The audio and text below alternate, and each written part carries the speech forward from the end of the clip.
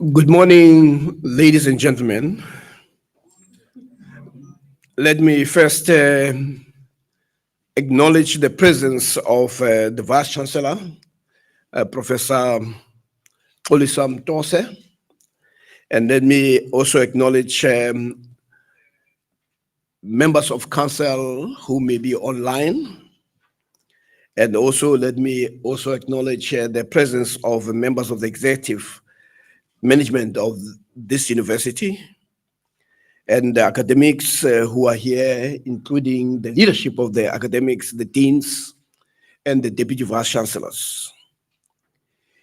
It is a great an honor for us to continue on this journey that we started a few years ago.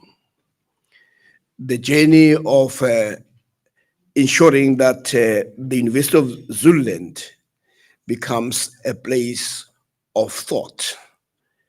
And the Vice Chancellor, working with Council, wisely decided years ago that this university would be a node for African thought.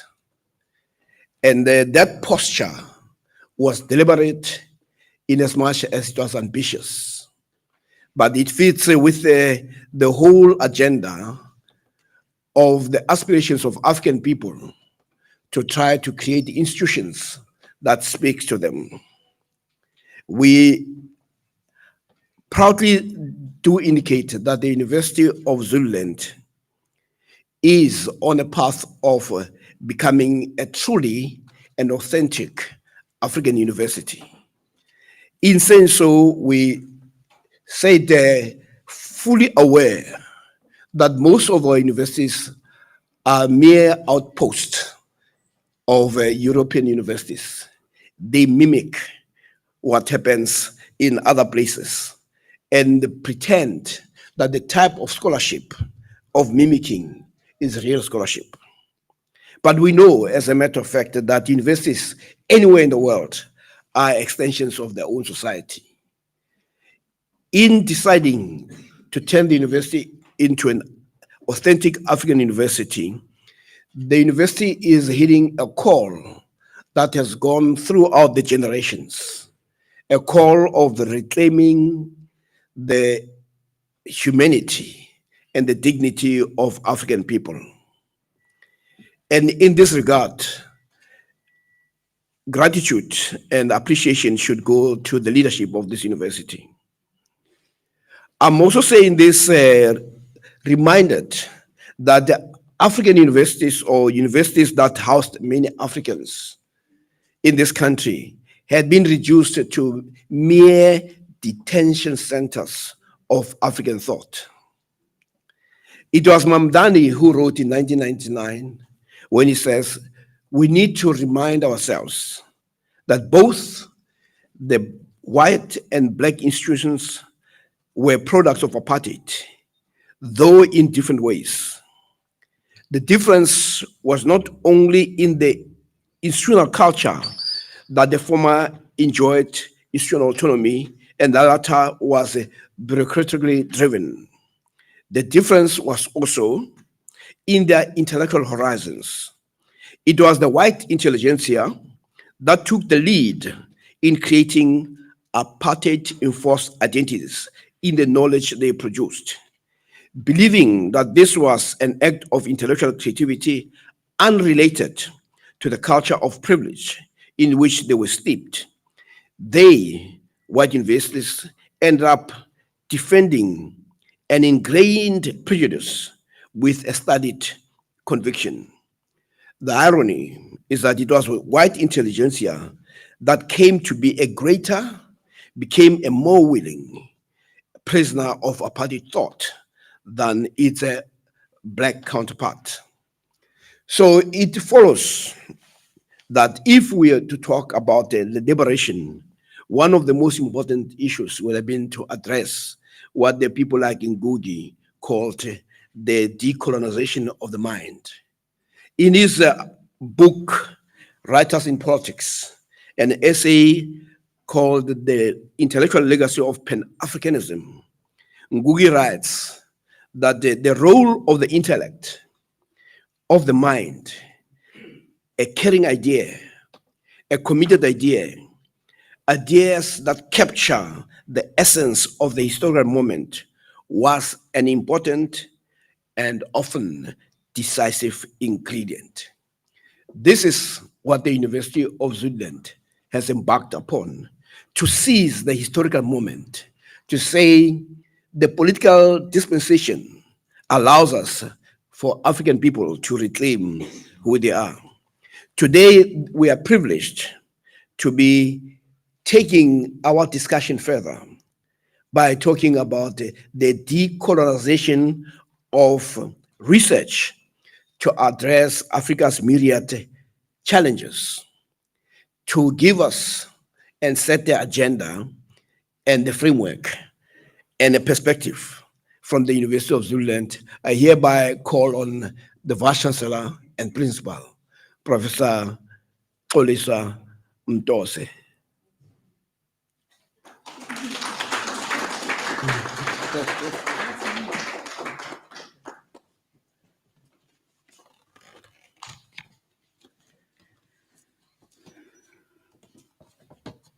Greetings.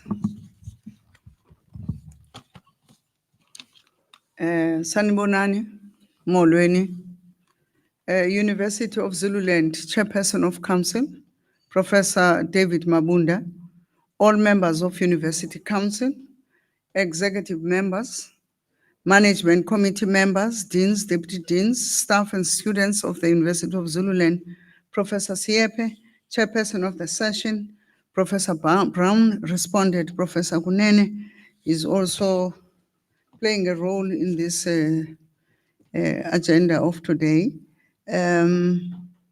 Most importantly, our guest speaker for today's webinar is Professor Nceba Galeni and Dr. Okbaja, who's accompanied our guest speaker this morning, all the way from the other side of KZN. So it's a long distance to come here. I greet you all and thank you for joining this webinar. In this second of the 2025 Vice-Chancellor's webinar series, I would like at the outset to state that when we talk research, we are in the realm of knowledge production, a sphere of life that has generated huge amount of controversy and debate.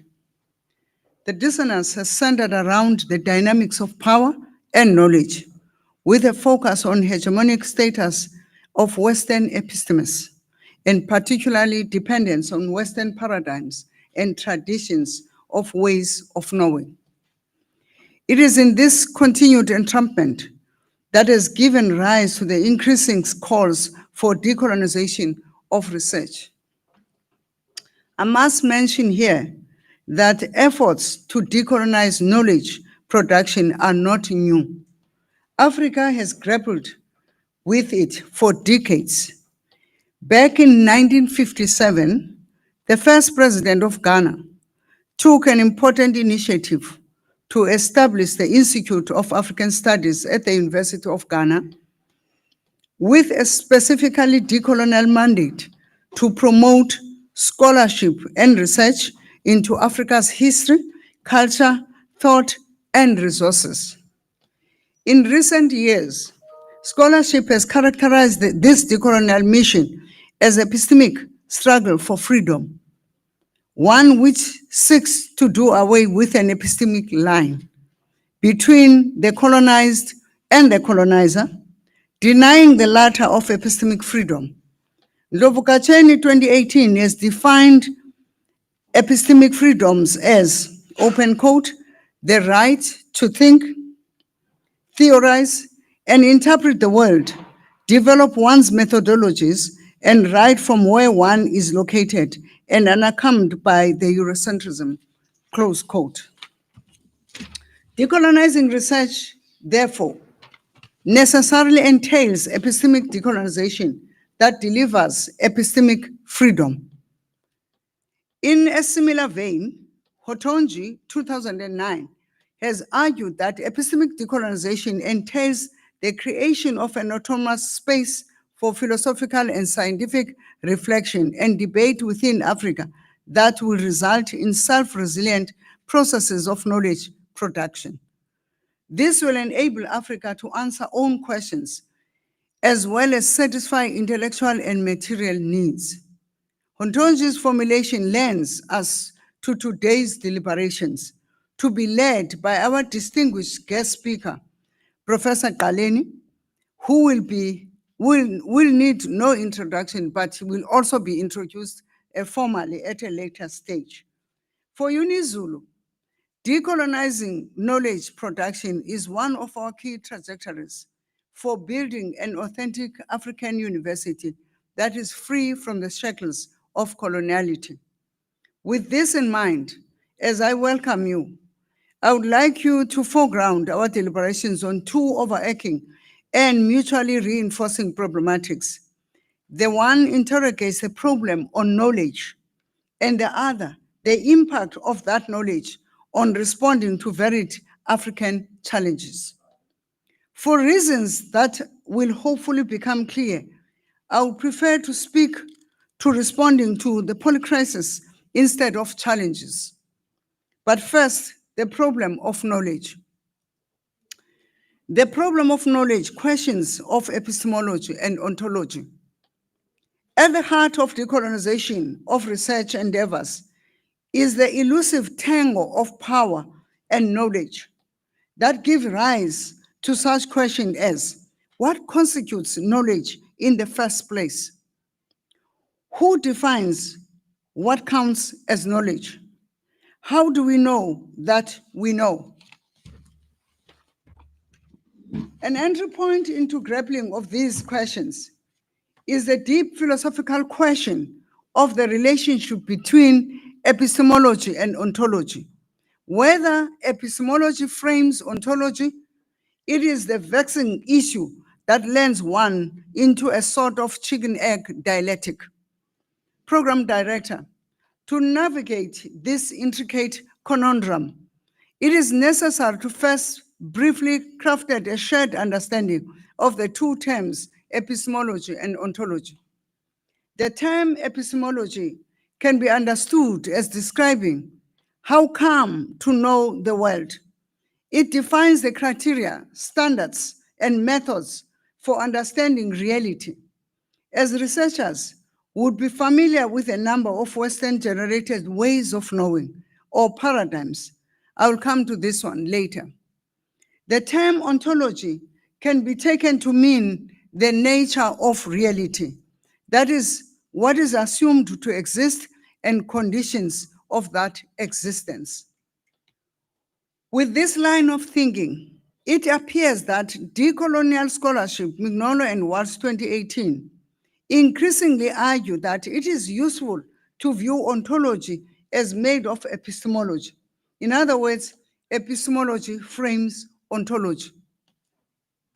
In terms of elaborating the epistemology frames of ontology debate, the postulation can be elaborated by reference to two sets of propositions. The one set is encapsulated in supporting statements that can be verified. The other can be illustrated by exploring the idea of naming the world. Supporting statements. Epistemology precedes ontology in the sense that ontology is grounded in epistemology. What we claim to know are epistemic creations. At the same time, those creations shape what we know. I shall come back to illustrate this line of reasoning later. Claims about that what exists or not in the real world are framed by epistemology. It is what we claim to know that enables us to say and interact with a phenomenon, things, events, places, and so on. The idea of naming the world has been associated with the work of Freire, who argued that naming the world is a process of change itself, a continuous process of creating and recreating the world. In other words,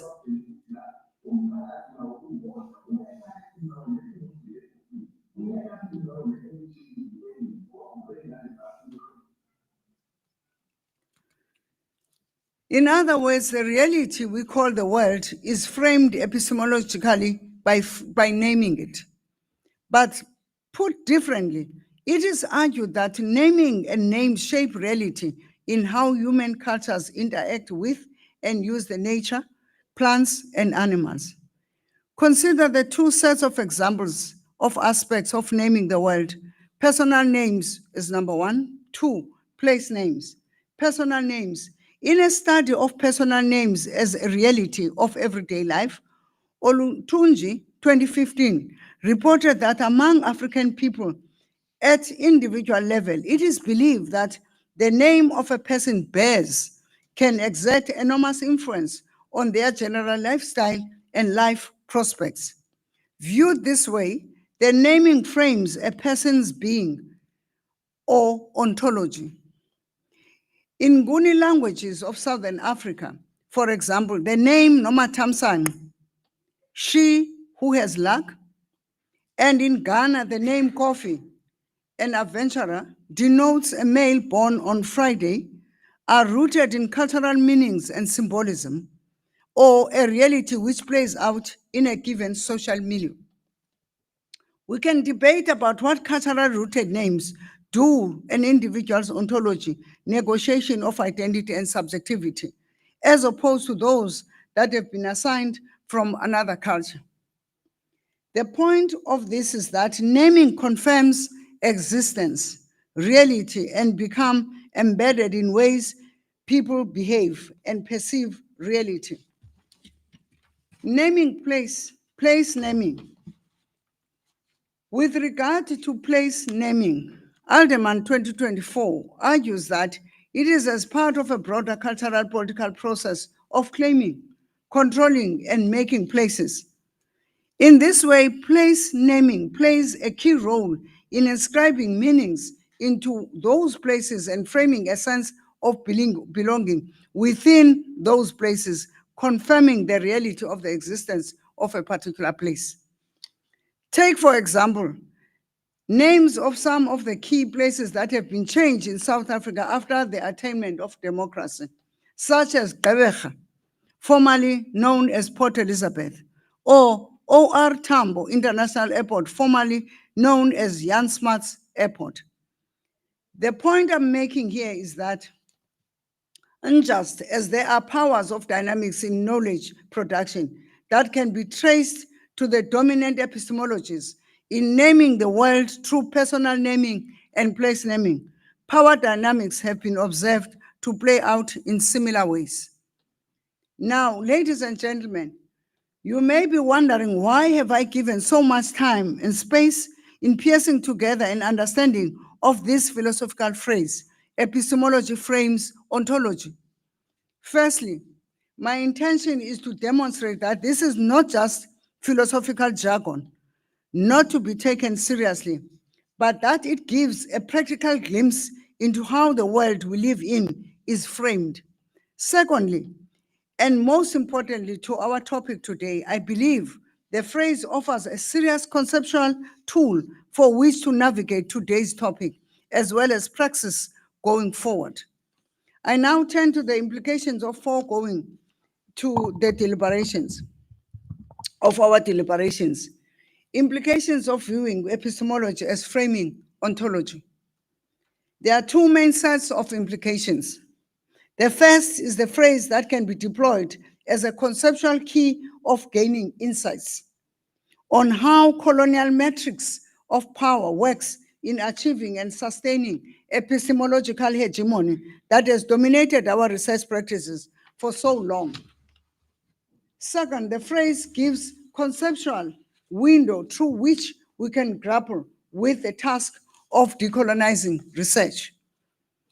In terms of research and colonial metrics power, ladies and gentlemen, you will recall that colonial metrics of power is depicted in a three-dimension phenomenon: the coloniality of power, for example, territorial quest and the naming of places. Number two, coloniality of knowledge, cognitive empire epistemicides. Number three, coloniality of being, identities, subjectivities associated with naming and labeling. In research, coloniality of knowledge carries Western canons that frame what knowledge is and how it should be produced. Coloniality of being inflicts violence through Western colonial logic that renders the colonized as a subhuman through metaphysical domination that seeks to erase their ways of knowing and ability to think independently. In terms of research and Western epistemological frames, I am sure it is a painful fact that know how much our research is framed by Western epistemologies. I only have to remind us of the epistemological frames or paradigms that we use: positivism, constructivism, interpretism, pragmatism, critical science, critical realism, all define what knowledge is, how it is produced, and what kind of claims support them. Each paradigm has its own definition of ontology, reality, as well as axiological stances. This means that what we may be considered true for a positive researcher may struggle to receive the same status from a pragmatist researcher, and so on. These epistemological frameworks have been so universalized that we teach them as the only valid way of knowing. Indeed, our faculty research committees, as well as Senate Research Committee, do penalize students if they do not anchor their research on any of the paradigms. Is that not true? Program Director, we simply cannot breathe when it comes to alternative ways of knowing and knowledge production. This is the gist of what we're addressing this morning. We are confronting epistemological effusion. For the foregrounding, it should be clear that what is not possible to speak of decolonizing research without confronting the question of epistemological activation, unleashing true colonial metrics of power. In this connection, Kwachao 2025 has come up with a three-point pathway out of suffocation and towards decolonizing research. The first pathway is challenging dominant epistemologies. There is a need to expose the ways in which dominant groups shape what is deemed valid knowledge, often distorting realities. It is therefore imperative that we counter the distortions by highlighting alternative, contextually relevant epistemology, discovering how epistemology frame reality should prove useful in this regard. The second pathway is recentering displaced knowledge producers. In social science research, it becomes important to dismantle the hierarchy between the knower and the known, which is a central critique of Eurocentric research traditions, and reframe the research process as a co-creation of knowledge within those who are researched. This disrupts traditional hierarchies of meaning making, thereby mitigating epistemic injustices inherent in the ivory tower research practices. The third pathway is decentering administrative epistemic power. In decolonizing research, should advocate for systemic changes in how research is governed, funded, and operationalized. This entails a redistribution of administrative epistemic power, ensuring that decision-making over funding, partnerships, publishing data, access, and moreover, closer to the communities and scholars most affected by the research outcome. Access to funding remains one of the most significant obstacles, as the majority of international research grants are administered by Global North institutions, which determine priorities and methodologies. Publishing opportunities are similarly restricted, with top academic journals primarily based in the Global North, often requiring knowledge production to abide by Western academics traditions and engage Eurocentric epistemologies. have taken all aspects of to decolonize research, we still have to deal with whether we are free to name the challenges in the way that leads to diagnosing their accuracy. Naming and responding to Africa polycrisis. In the same way, research is suffocated by Western epistemic frames. Our ability as colonized Africans to even articulate the challenges may suffer the same fate. If we agree that epistemology frames ontology, then it follows that the reality of the challenges we think are African may in fact be a symptom of much broader consequences of global power dynamics, which we may not be able to see due to colonial frames through which we look.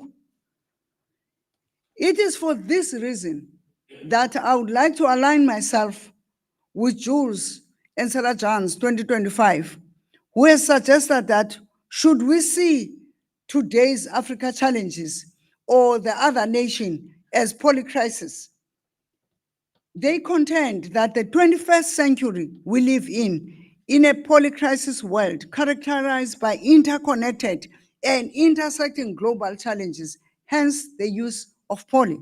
This is supported by the following ideas. One, we may see as local challenge may in fact be a confluence of interconnected global crises, such as economic inequality, environmental degradation, political instability, and systematic injustice. The issue of migration, for example, should not be seen as a standalone phenomenon, but as a result of interconnected crises like political violence, soil and water pollution, and economic instability. Issues often rooted in colonial exploitation of global inequalities. The point here is that if we fail to confront the problem of reality being framed by us, by colonial powers, what we think we want to respond to may be wrong diagnosis. This may undermine the impact of the research in terms of coming up with solutions. In conclusion, I wish to state that I am convinced that any talk of decolonizing research must, as Gajeni Ndlovu states, seek first epistemic freedom. If our reality is framed by Western epistemologies, not only will we will not be able to design research that we can address varied African challenges, but also, and worse still, we are likely to even understand the essence of challenges and polycrisis. So, as to set the stage for formulating research agendas that were appropriate for responding to them. Finally, I hope with these words, I have named what we are here for, thus epistemologically framing the reality of today's webinar. Once again, a warm welcome, and I wish you robust deliberations. Thank you.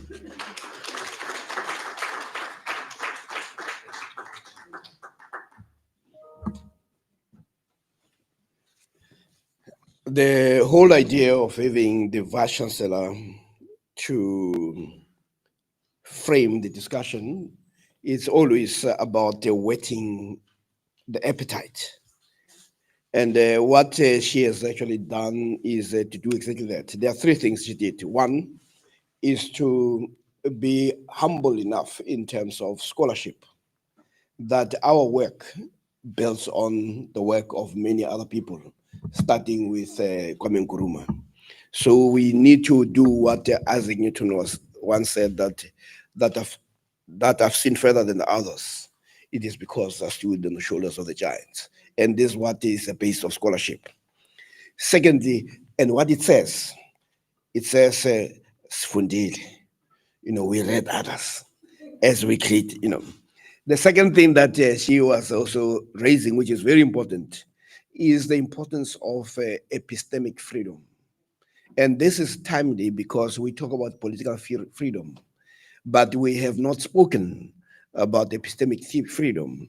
And the fact that we continue to reproduce colonial imprints and colonial patterns has to do with the fact that we failed to advance this new struggle, which is the epistemic freedom, the struggle for epistemic freedom, which is correctly pointed out to say it is linked to the right to think and the right to theorize.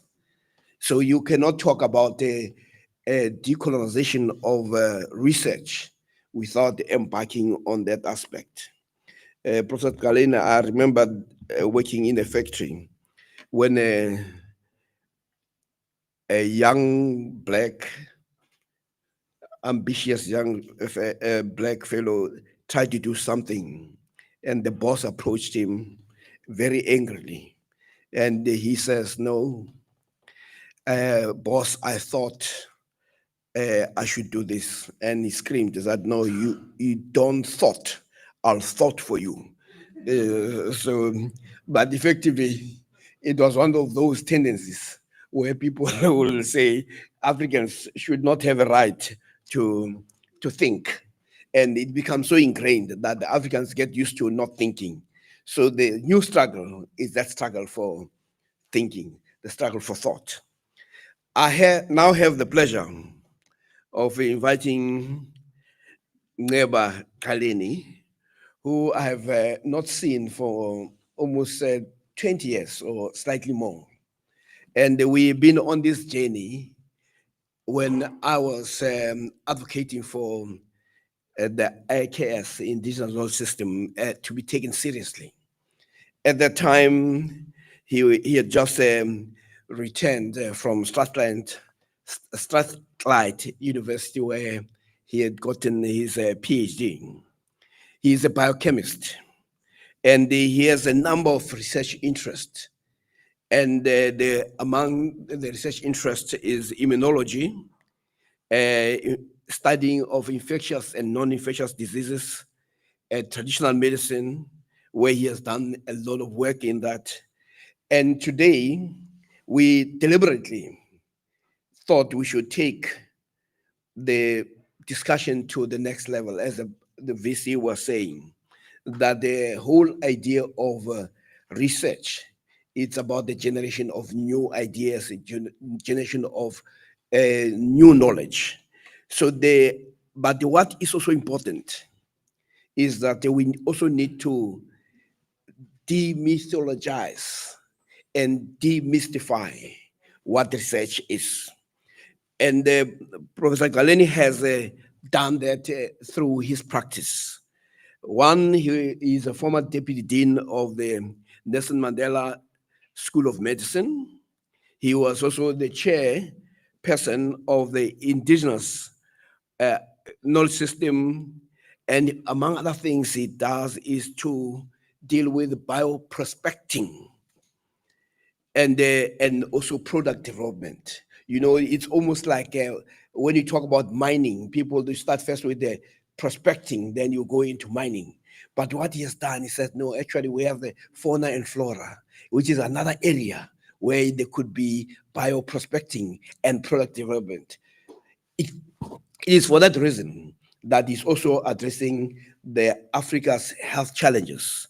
The point that the Vice-Chancellor also mentioned is that it is only when we start to decolonize research that we're able to answer Africa's own problems and own questions and own challenges. It is for that reason that this university, through the Vice-Chancellor office, agreed to say the best person is the one who is walking and has walked this path.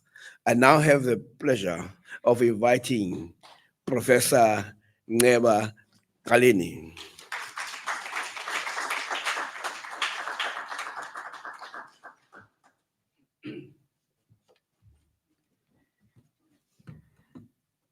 Wow, I'm feeling at home already. Greetings to the members of council,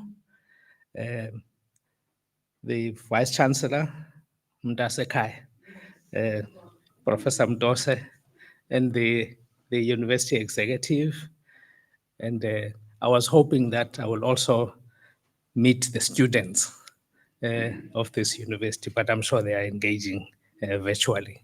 And greetings to everyone, all protocol observed. I have a presentation that I'm going to ask.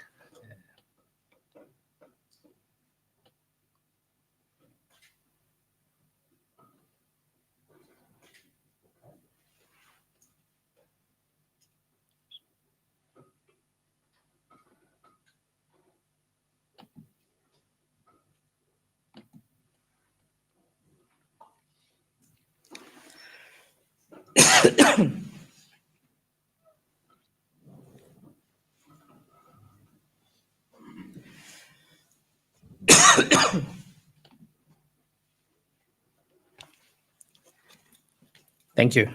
Um, I must just say, as I was thinking about this lecture, um, there were many options I could take. And the Vice-Chancellor, I think I did well by opting to do it this way, because the Vice-Chancellor would have taken the breath out of me with that, with the eloquent presentation that is made. But I thought it took me on a journey to remind myself, how did I get here? Um, um, and so that's what I'm hoping to do in a short space of time. But I'm hoping in the process there might be some goodies that can be shared with you. But let me share this briefly. I was once invited to an anthropology conference in Cape Town. So I told them that I'm a scientist. So, because everyone was reading their papers. So I came with my slides. That's it. I'm hoping that you will like what I'm saying. So when I finish, they say, "You're actually an anthropologist." The way you presented, I thought, oh, okay, I'm an honorary anthropologist. And then in another meeting, my colleagues at medical school invited me to an organ transplant meeting, all the surgeons. So I decide, no, I must bring Inyang, Ubaba Mhlongo, who was a chairperson of traditional healers in the province. So I said, let's go. He says, no, you go, Prof, because they can listen to you. I said, no, I want to teach them to listen to you because I don't know much, you know more. So he said, no, you go. What you say has my blessing. So I'm also an honorary traditional healer. But let me start with this journey. I never thought I would be a researcher. I was more keen in laboratory technology and things. But in my second year at university, um, a very wise professor, Rackenberg, in microbiology, gave us an assignment. Basically, there were a list of topics on the wall. You pick up. So I went to the wall, I picked up a topic. I went to the library to check what's available before I sign up. When I come to sign up, the topics were gone. I was left with one on mycotoxins, and it became my fate. I took this topic and I went to the professor. I said, it's not what I wanted to do, but now that it's only one left, and he says, can you go downstairs to the Department of Biochemistry? There's a professor there who's doing this study. Oh, so I went to him, said, I've got this assignment. I don't know where to start. He just gave me a file, pulled a file from his shelves and gave it to me. That was a study that disturbed me as a second year student because at that time I didn't realize that there was a problem of esophageal cancer in my province, Eastern Cape.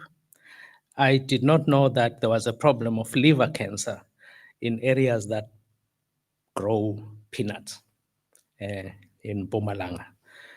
But the people who were researching these things were not Lamini, Kaleni, there were all these names of Mlungus. And it disturbed me that I made a choice then that my name should be counted as one who will make a contribution to the fight of cancer that affects us. But that opened doors as well for me at that time. And I just to say to those who teach, don't undermine the potential to change those young people forever. I must say that. So I then went on, of course, did my honors, masters, and then I went to Scotland to do a PhD. Something there that was unique was that they were encouraging us as we do PhDs to do additional coursework, because a PhD is one topic for 3 years. You end up knowing one thing, and so minor of it. Then I chose one course by chance, which was about indigenous fermented foods of the world. It's where I got to learn about amaheu. The thing I grew up with, I did not know it's such a scientific thing, biotechnology, amasi, sorghum beer. Ah, that that amazed me. Um, and it carried my curiosity. And one thing I'd observed as well in Strathclyde was that there were a number of Africans who were chemists in particular. They bring their herbs from their home country to do a PhD in the UK. And you wonder how much free intellectual property we were giving them in that sense. So at that time, I came back. I was telling my postdoc, Dr. Ubaja, in the car. My mom got sick whilst I was in Scotland, so I had to fly back. She was hospitalized. One thing I observed at that time, this was pre-94, there was a beer, Vivo, this beer on the screen. This beer is from sorghum. The Nigerians had cracked that you can, because one of the things we can't produce lager from sorghum is because the enzymes are difficult to crack, unlike those of barley. But they'd cracked this and produced this lager. Oh, I was so excited. In South Africa, wow, African scientists have made this breakthrough. But I'd also realized the advertising at the time on TV, because I had to buy I don't drink beer, but this one I needed to buy and taste it. And realized that SAB was beginning to advertise Lion Lager. They normally advertise Castle, but Lion Lager brand, it meant Vivo had a flavor profile and was threatening Lion Lager. The sad story about this was that SAB eventually bought this brand, Vivo, and killed it. The irony of it, whilst I was excited of what science can do to revolutionize, but so I then decided that I need to apply now our indigenous knowledge to finding solutions to the problems that we face with cancer. And one of these is how we store maize that creates the problem. Um, the maize got moldy, and normally we take it into beer. We we add it to the beer, unknowing that there are toxins that this mold produce, and also in peanuts that cause liver cancer and esophageal cancer.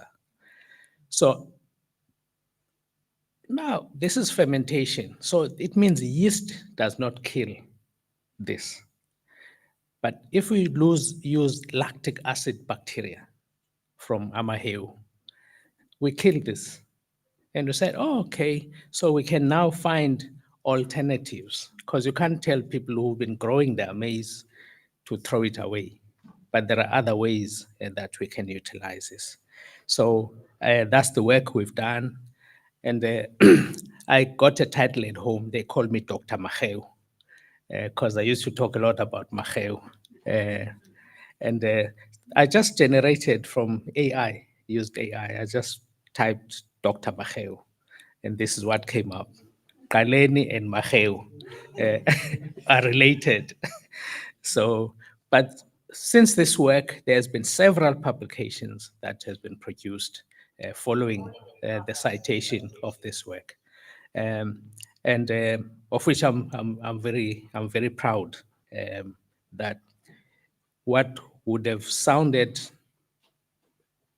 not much great, but actually is very powerful in this. And that's when I met Prof. Siepe. He was passionate about how indigenous knowledge must get into our schools. Um, and one of the things I decided to say, most of our schools do not have laboratories. And if we can utilize IK, we also bring GOGO to the classroom.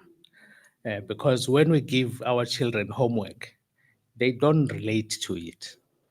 But we say, no, let's introduce a kit. The child would cook amaheo at home or in and bring it to the classroom, and then have different tests for starch, for acid, bases, a number of these things that also GOGO can engage in. And so that was a great work, a great innovation. And thanks to you, Prof, for that initiative. As I was doing my work on indigenous knowledge and cancer, a new dean comes to our medical school. And amongst the projects he had in mind, the medical school where it is located in a corner of King Edward. It was a medical school for blacks, meant to produce about 20 blacks a year, small. But the medical school had grown so much. It needed a transformation. So one of the things then was to say, okay, we need to establish laboratories for molecular medicine. and that has grown. I'm sure you know in the COVID time, those laboratories have really contributed a lot of knowledge about COVID globally. The second was telemedicine. The fact that we are a rural province and a lot of specialist doctors that we train want to be in Durban, Richards Bay, Pietermaritzburg. But in the far-flung areas of hospitals, they're not there. But telemedicine can assist that. The third one was traditional medicine, to say we need to train our students to understand that they are not the only healers out there, but there are other practitioners. I then, that bet landed on me. I was then invited to say, please, Prof, can you lead this? I was not even Prof then, I was doctor. Can you lead this initiative? Um, I am a Christian, but I understood this in a very different way, because once we agreed on a Wednesday, I remember it clearly, it was on a Wednesday afternoon, coming from the dean's office, not knowing what am I gonna do. On a Friday evening, I get a call from Dr. Lomo. He's the former Deputy Minister of Health, but he was working at the medical school at the time, leading external partnerships. So he calls me and says he's been invited by Dr. Zweli Mkhize, the MEC for Health then, to a meeting with traditional healers. And he says, so you can join me and bring your wife, because my wife and Dr. Lomo trained nursing together. They know each other. So on a Saturday, here am I in the midst of traditional healers. I have never known them. So I go to them and I says, I would like I'm from medical school. We want to partner with you. And suddenly they said, okay, we do have it. We are in Durban. So we're going to bring you a team from Durban that you can discuss with.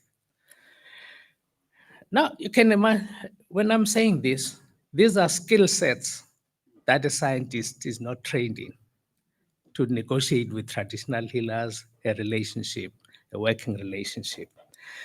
So eventually, we agreed, let's write a memorandum of agreement because this is at the beginning they're not sure why is this medical school interested in us all of a sudden.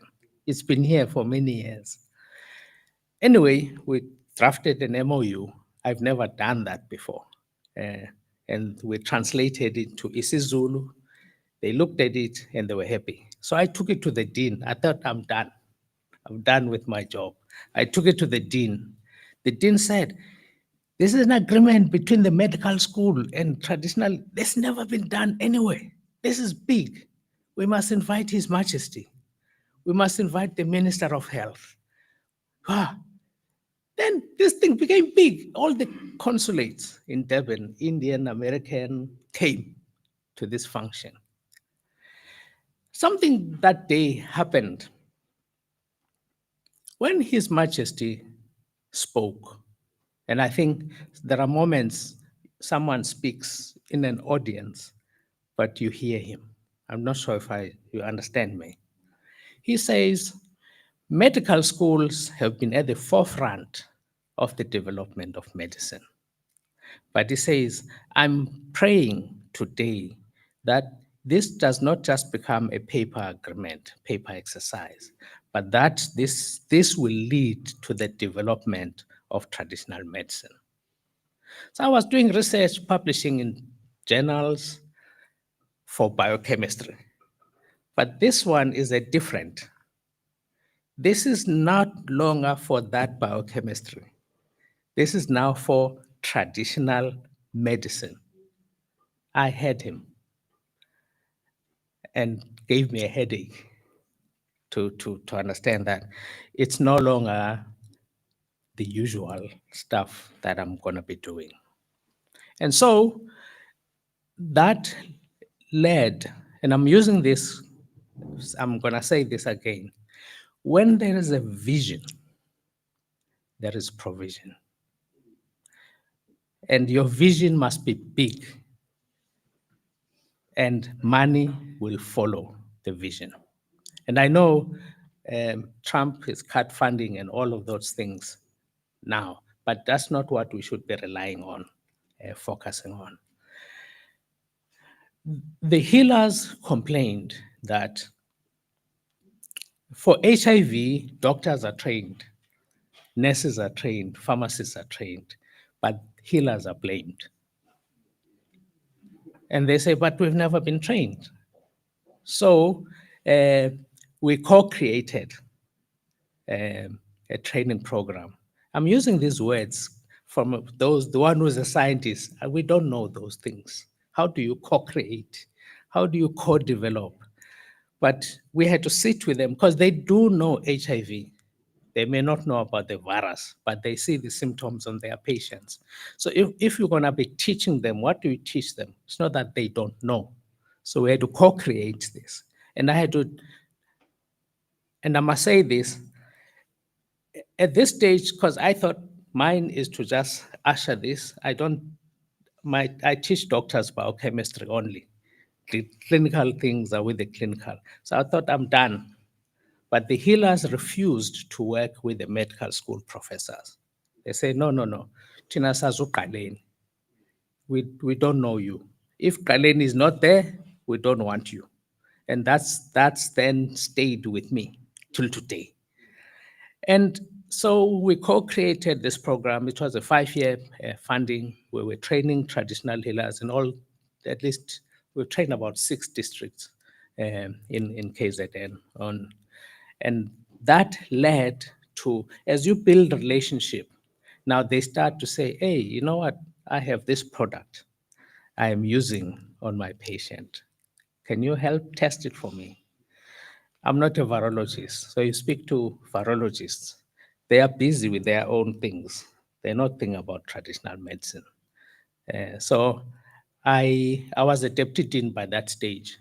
So I had to resign, apply for a research chair in indigenous healthcare systems, and we had it. Now, when I say these things, is traditional medicine, you normally think these things don't deserve a research chair. They are more fancier things, but we made sure that traditional medicine is given the status that it deserves. So your application, because you are competing with other researchers, so we made sure that it can be competitive at, at the highest level possible. So we established a lab. It's a 1,000 square meter state-of-the-art laboratory. But what's unique about this laboratory, we had to make sure that we put Indumba inside it.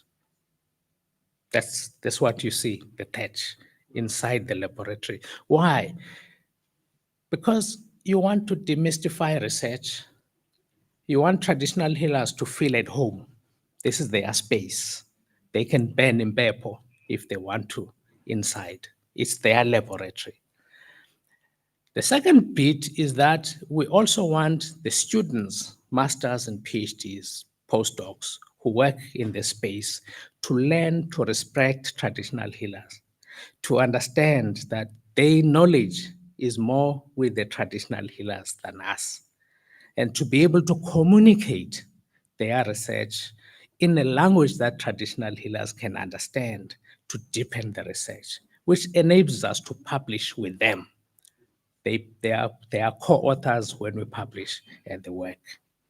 And so working with traditional healers is beautiful. When we have ceremonies, when we finish training to give them certificates, they dress up, color, dance, music. It's great. And so we also get visited, Minister Naledi Pandor, Dr. Mtwaha, who was DJ at the time, they came. They've been funding us generously in the research that we do. And of course, the program grew. One of the things the University of KwaZulu-Natal came up with this African scholarship. And so we ensured that in the research strategy of the university, indigenous knowledge is one of our research focus areas. So we also had now a center of excellence in indigenous knowledge with nodes in Northwest, Limpopo, and University of Venda. And that has grown now to an African institute in IKS with a number of participating countries across the continent. I'm sharing these things because we've got to be practical. We can be very theoretical, but we need to talk such that we understand. And on top of that, when I was deputy dean, we had another challenge. We were getting agrotats application from students with a sick note from a traditional healer. Now you can think, thank God it was me who was a deputy dean. I'm sure the other previous deputy deans would have, hey, they would have been mad. Why bring this nonsense paper, throw it in the dustbin? But the second question was, why would someone who's from Botswana have to go to Botswana to consult a traditional healer when there are traditional healers in Durban? And so we discussed with student services. And we said, why can't we utilize a local healer? Come on campus and practice, see the students. And because the conditions that you are dealing with are not the same conditions that need a doctor. That's why a student would have to go home to be guided by a traditional healer from home. So we had a consultation with the SRC, Student Services, Student Health Services. And so we had a consensus that we will pilot medical school and Howard College. Now you must understand this. Medical school piloting with a traditional healer, not for teaching this time, but for a student health service. And so we felt that they were revolutionary. And that was located at the Students' Union, where the hill. And then there's a period I left the university, came back. The traditional healer was still there, busy, seeing about, including staff were also going to consult a traditional healer on campus. This was evaluated in the first 5 years. It's only got to discontinue because of COVID, when there was a lockdown.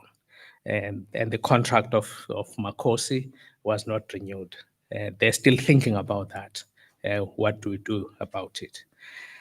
We have told the university, because we have a traditional medicine laboratory, we are willing to host Umakos such that students and staff can be serviced. That's what we were interested in.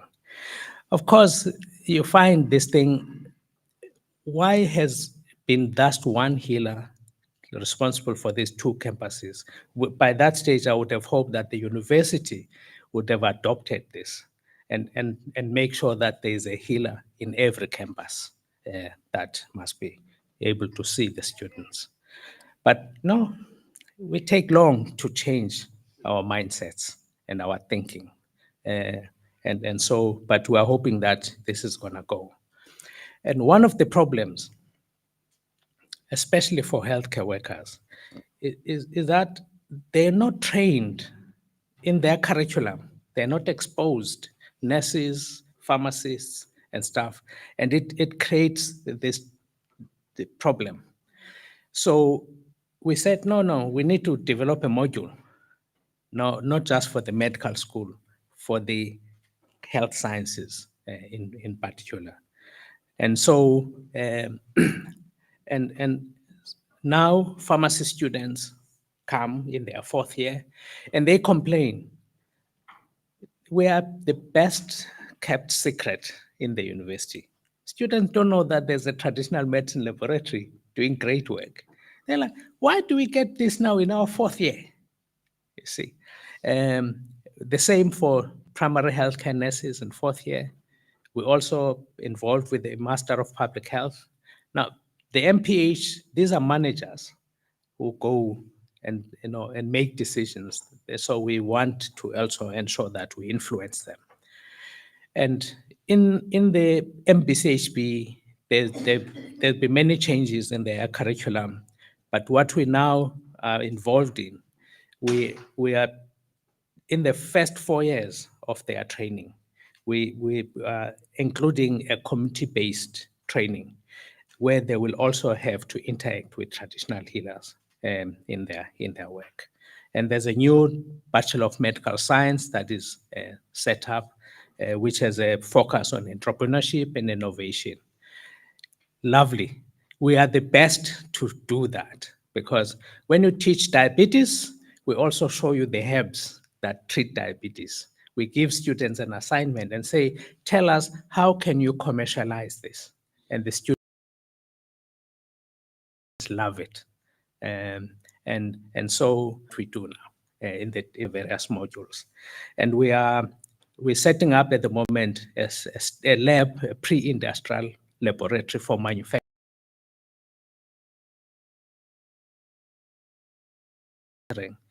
traditional medicines. That's what my doctor there is helping me.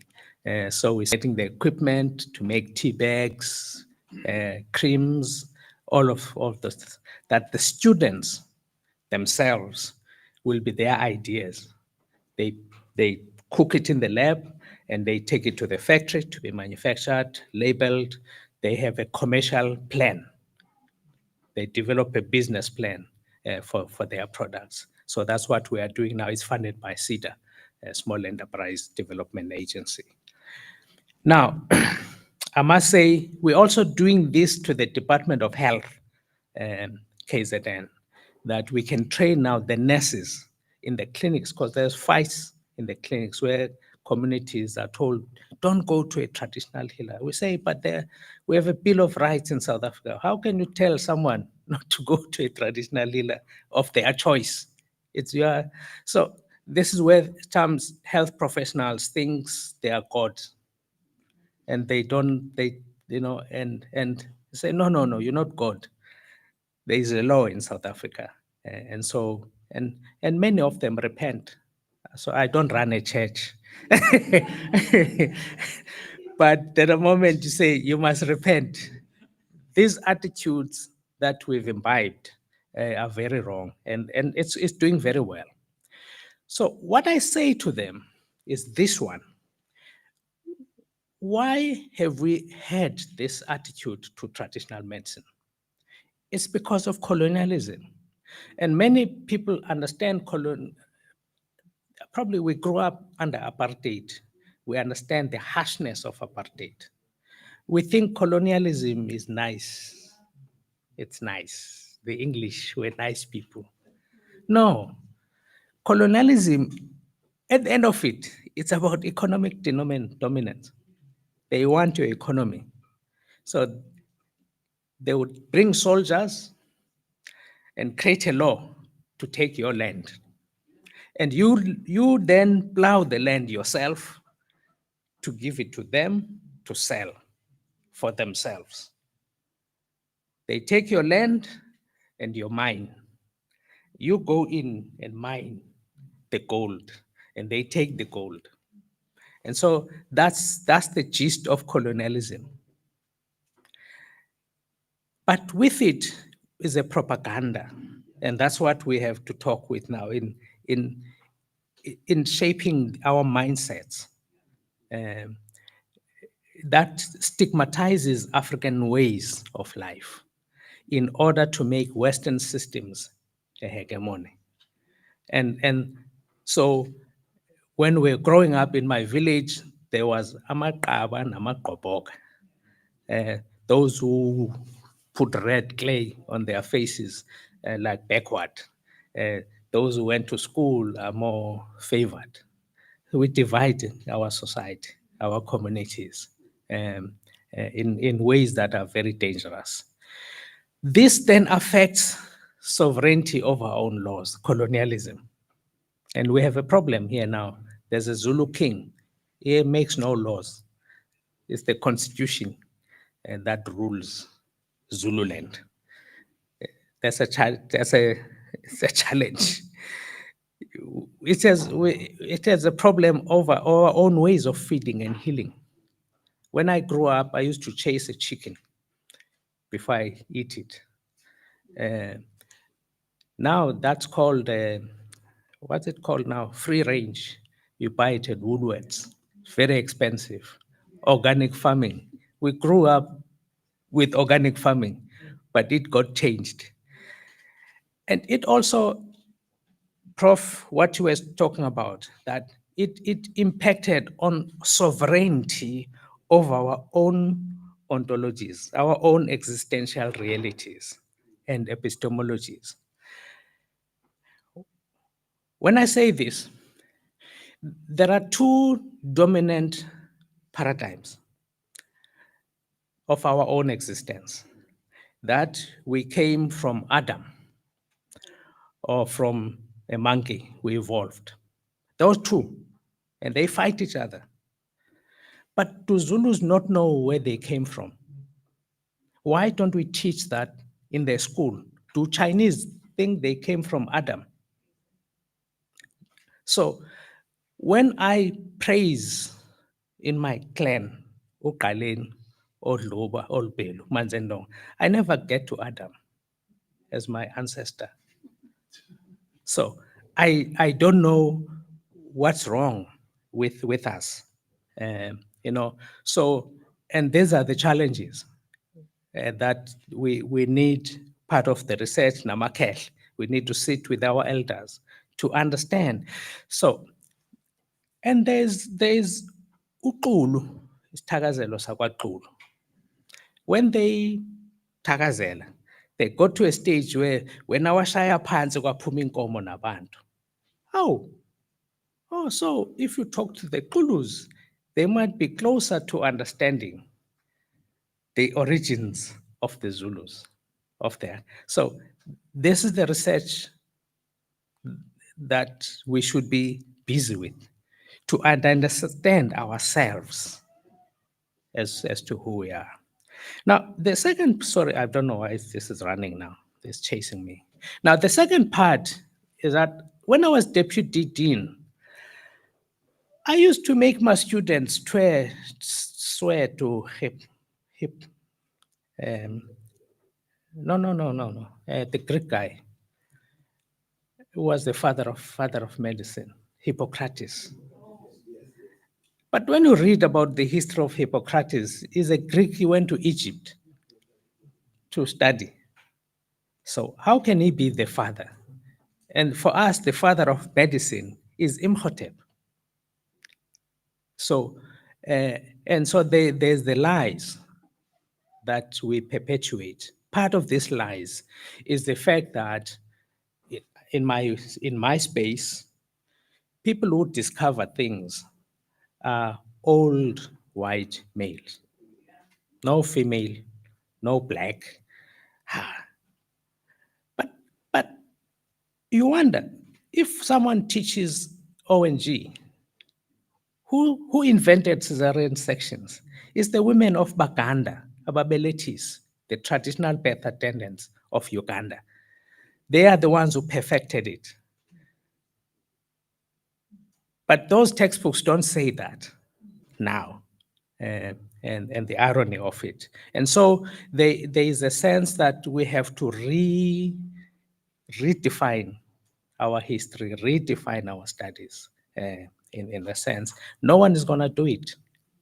If they do it, it's not for us, it will be for them. Let's understand that. And the other thing that is important here, sometimes it's said our indigenous knowledge is an oral tradition. Yes, it is, but it's written. You go to the Drakensberg, you'll find the Khoisan paintings. They have messages. It's written in hieroglyphics, the olden So if you want to learn about Indian traditional medicine, you've got to study Sanskrit, their original language. If you want to learn Chinese medicine, you've got to learn Chinese because it's written in Chinese. So, and one of the things I find in the Bible that my preachers talk about is that, and Moses wrote things on the stone. What language was it in? And so if things are written, you keep them, you preserve them. And so and that's what I am encouraging traditional healers. One of the things they keep it orally was because of there was a Witchcraft Suppression Act here in the 1800s that messed up traditional healing, forced it to go underground. So if you went to consult a healer, you would be jailed. And so it became a secret, and as part of preserving that knowledge, which is understood. But we say now we're in a free society. You can write your work yourselves, and so I was doing work for the Department of Science and Technology. They don't pay us. I got a book. This book, it says, what a great idea. It talks about inventions in South Africa. And there were 2 chapters dedicated to pre-colonial inventions, which is important. And I thought, wow, that's great. Look at it. We have inventions. That's why I'm saying, even when we teach our students, let's get them to be innovative and creative and create things themselves. And that is very important. We're about to launch this book, Foundations of African Traditional Medicine. You can see there are many authors here, including traditional healers, linguists, Professors Haungubane, historians. We're asking ourselves, if traditional medicine has survived apartheid and colonialism, there must be something more to it that meets the eye. And so, um, to make it accessible, we did not want to write the philosophical what of traditional and put all those big words Prof was talking about. But when we discuss and have a conversation, the first thing that traditional healers say is that without Ubuntu, you are not a healer. The very fundamental principle. The second one is and this you understand when a healer, a twasa, training to be a sangoma, the process of ukutwasa is about embedding the African consciousness. Now, this word I first heard it through Biko when uh, uh, we could not go in a train on a first class. You had to be third class. Uh, Everything of ours, third class. But because there's a sense of being black and proud, the consciousness. And I suddenly understood, oh, the process of ukutwasa is kind of, they do better in decolonizing. It's a process of decolonization to embrace and embed your African values. You can never be a healer who is not a master of African traditions and customs. And so that's what it talks to a way of life, isikompilo. And this. So it's a very beautiful book. But what I want to land on this book, the Greeks tell us we are three in one, mind, body, and soul. This one says we are seven in one. And that's very important. So when you talk to doctors who are healing, you're just concerned with the body, the body. But traditional medicine goes beyond. It talks to the energy, the vitality, amandla. It talks to his tunes. His tunes literally says is the one who follows you around, your shadow. But it's deeper than that. It talks to your understanding that life is about male and female. You want a baby, it's going to be a male and a female. You want electricity, it's a negative and a positive. So it creates a sense that there's dualism. And it also helps you philosophically, mentally, to understand life is about good and bad. Don't ask yourself, why me, when bad things happen. In African values, it prepares you to understand that life is good and bad, and it prepares you for that. It's the tunes, umoya. Now, the Zulus taught me this one very well, umoya.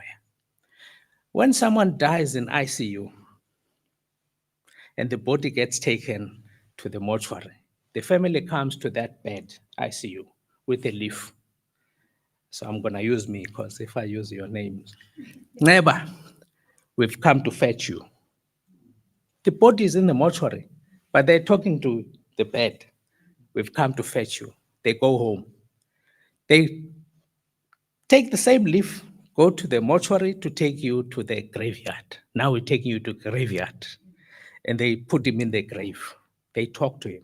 They serve another ritual to bring him back home and be part of the ancestors in the home, umoya. There's consciousness, isazela, nembeza, which is lacking in our society these days. We don't have politicians, it's just, we lack this, so we have a problem. There's amatong, and of course, umvelingangi. So when a healer heals you, they heal you completely in a holistic way. This is a big industry, and I understand why the colonizers wanted to kill it, because the pharmaceutical industry would have been decimated. In its informality now, it's close to about 20 billion rand a year. It's not formalized. If we formalize it, this will grow. It creates jobs. When cannabis comes in now, sorry, wait, I have some. when cannabis comes online, this is sure to grow much bigger in the state. What is unfortunate, and that's where at times our officials, government work for officials, and our politicians need a module on indigenous knowledge. Because as the courts rule for legalizing cannabis, those who make regulations forget that there were many people who were growing in Zango being arrested. They are at the back of the queue now. The rules and legislations that are put in place are not enabling, they're not inclusive. They're about if you have money, you are in front of the queue. You understand what I'm saying? So we have an ethic problem with how government thinks and works, not for its people. Uh, and this is the challenge.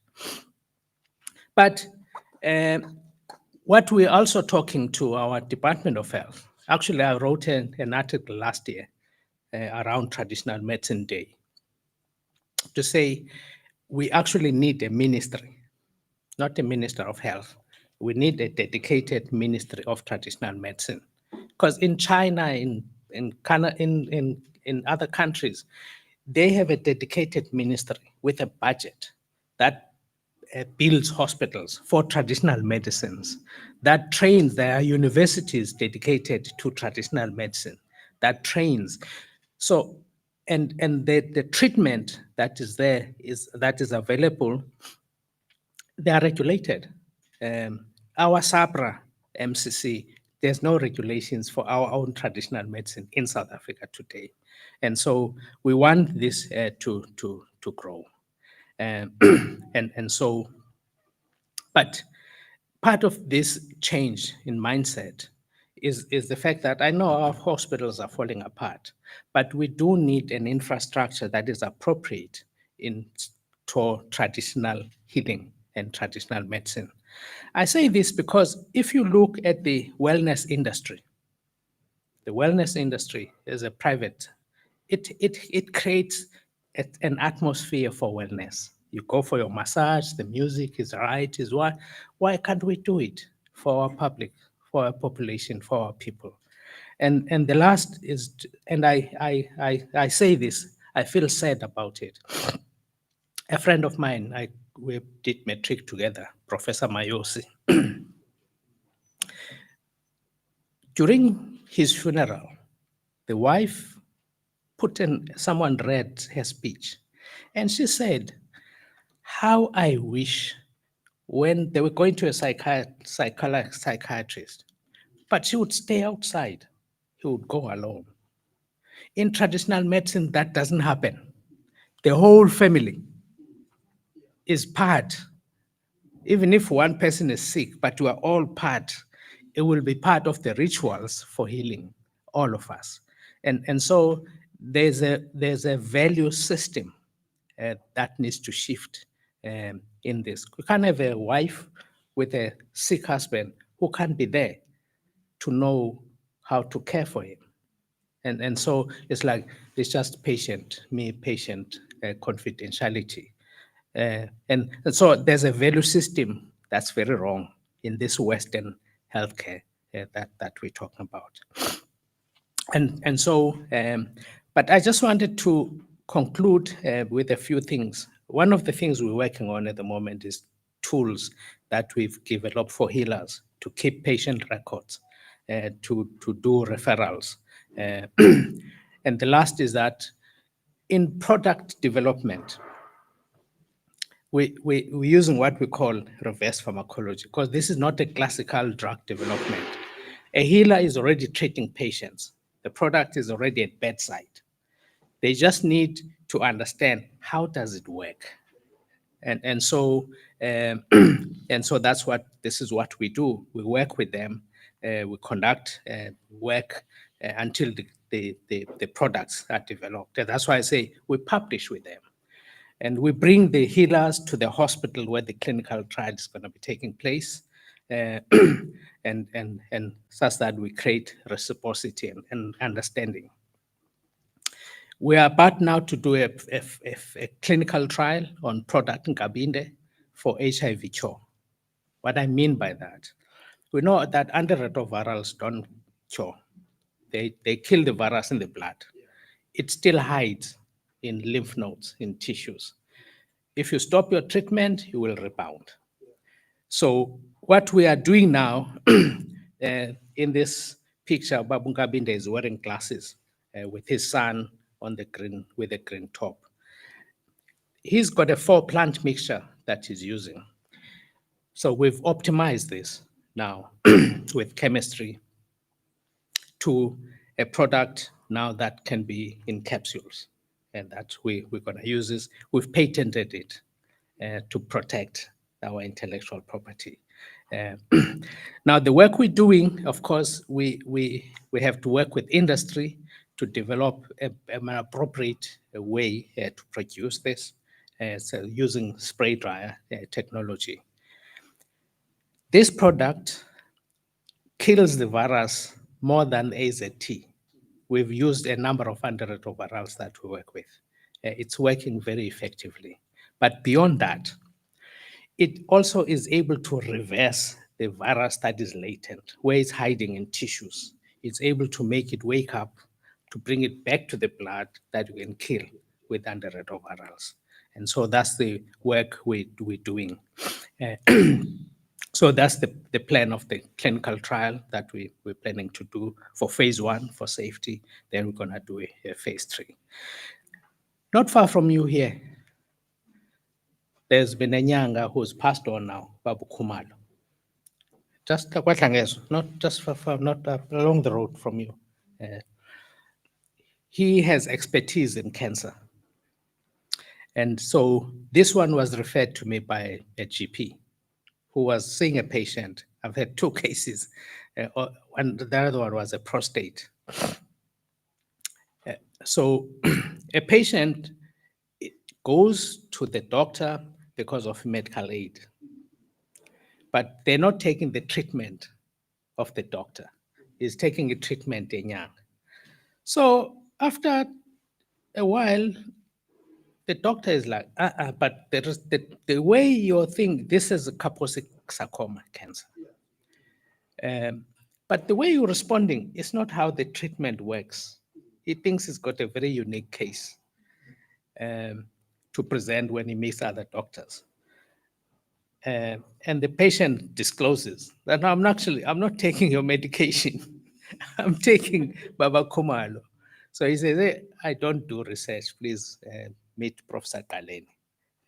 So we got colleagues in the University of Florida were to study who has a model for Kaposi.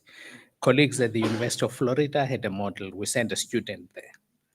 And this is what happens. The virus infects the cell, inserts its DNA into the human genome, transforms the cells. So the tumor grows. So if using chemotherapy, you'll kill the cancer cell, but not the cause. This one does more than just kill the tumor. It stimulates the virus in a very unique way. How does it do it? The cell, the human genome is destroyed. Everything of the human except viral DNA.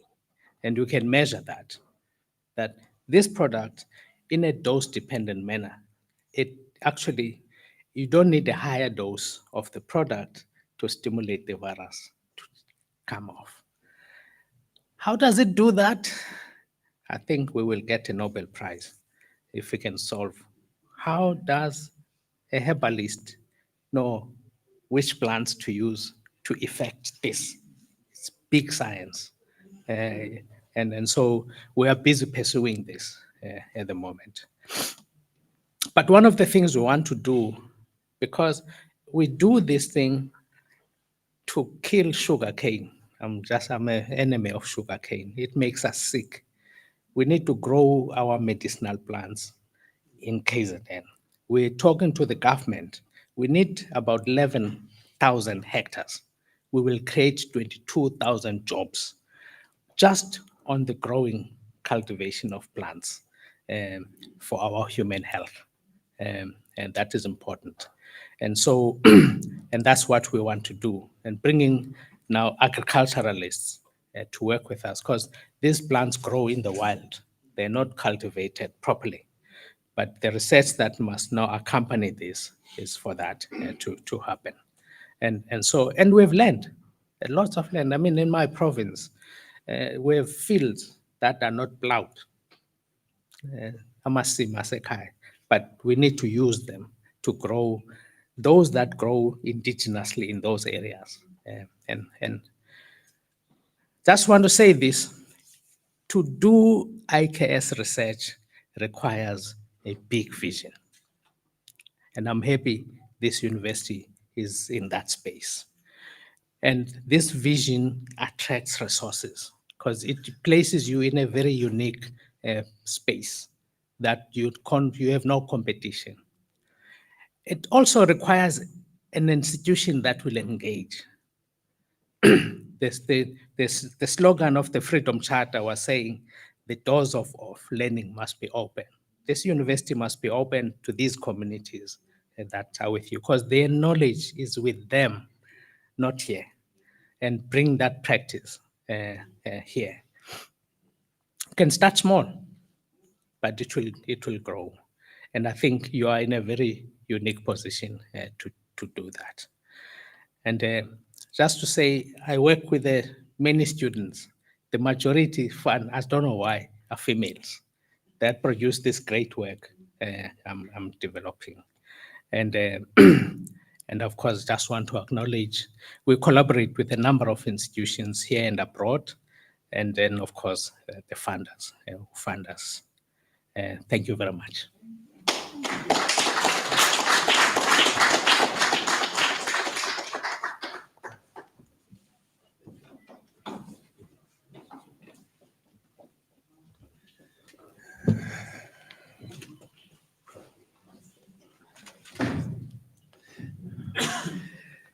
Yeah, this is what you call inspiring greatness. I did not know, never, when I met you more than 20 years ago, and when you were taking notes, almost everything that I was saying, that it will turn out to be this. But what you've actually done is that you've actually, to borrow from Aronowitz or Freire or Giraud, is to make the practical more intellectual and the intellectual more practical.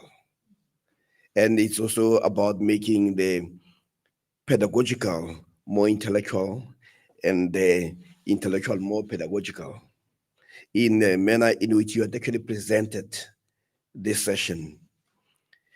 And most importantly, as we spoke, it's really about the demystification and the demythologizing research, to say at the heart of research, at the center, are ideas.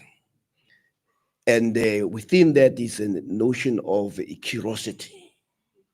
But also at the beginning, you also pointed out that some of these things you almost coincidental, that you moved into this. It means that there must have been a certain higher power that guided. And what you've also done, which is important, is to deal with the notion of epistemic confidence. You know, we talk about the epistemic freedom, but to move there, but to also affirm the knowledge systems that have existed and survived colonialism. And as most people now know, that a lot of Africans existed, and there was this knowledge that was suppressed. And your work is to unearth it. But the beauty of it is that you've used the privilege of having been exposed to clinical education abroad and also discovering that we are not children of a lesser God. And you identify that if all other people can do this and rely on their own, that they're not a mistake. You say, what is it that has been bequeathed to African people? So this is what decolonial education is. And today you've given a practical and concrete example of what decolonizing research entails. Mine is not to enter that space because I can see Professor Brown is looking at me with eyes that are not forgiving. So, Professor Brown, would you do us the honor?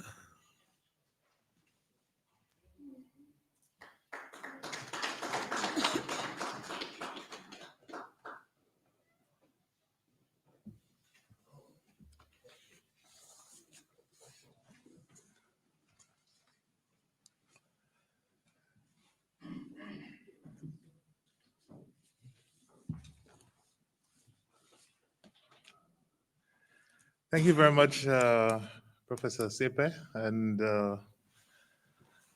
your introduction and summary really made my work very easy here. And I promise you I'm going to stay on that track that you have laid out for us. Members of Council present, Vice-Chancellor, I acknowledge you, but allow me to stand on the existing protocols that have been laid by all the speakers before me to allow me to go straight into the matter at hand. First, let me congratulate and commend you, Professor Weber, for the exceptional and exciting work that you are doing to address one of the grand challenges that we face in the country and across the African continent in terms of health, food and nutrition, food preservation, traditional medicine. Cases of ill health, poor nutrition, hunger in the country and across the continent need African solutions. Your work showcases the powerful African solution, just as Professor Sepe was saying, that can come from applied sciences and indigenous knowledge and indigenous research. So a big congratulations. I think we should give him a round of applause again. Well done. And of course, as UniZulu, we have been mulling over the idea of introducing alternative medicine, an alternative medicine medical center somewhere down the line. It might take time. I'm looking at what you have done here in terms of your presentation. Clearly, we still have a lot to do and to think about, but the idea has crossed our thoughts as UniZulu. I commend you, Vice-Chancellor, for continuing the vision and commitment to decolonize scholarship and to build a responsive UniZulu in our lifetime. I know it sounds very political. It sounds malema right there. But I had to say that, to build it in our lifetime is quite important. Not only must we decolonize the curriculum and pedagogy, as we have been emphasizing over the last 2 years as a university, but also research, particularly, as you stated, in terms of the methodology, in terms of the process of research, in terms of the theoretical and conceptual framework used in research. If we take that point about the curriculum a bit further, we could in fact argue that the decolonizing of research should be a forerunner to the decolonizing of the curriculum and pedagogy, because the curriculum contains the knowledge we produce through research. And if we take the indigenous knowledge in terms of traditional medicine and put that in a curriculum and teach it, we'll be very unique in the world. So I agree with you. Without our knowledge, we cannot appropriately decolonize the curriculum or pedagogy. Professor Sepe, I'm going to use the Vice-Chancellor's insightful opening address as a launch pad for my response to the keynote address given by Professor Seba. I'm going to lean on a couple of concepts, key concepts that came out of that address as my framework.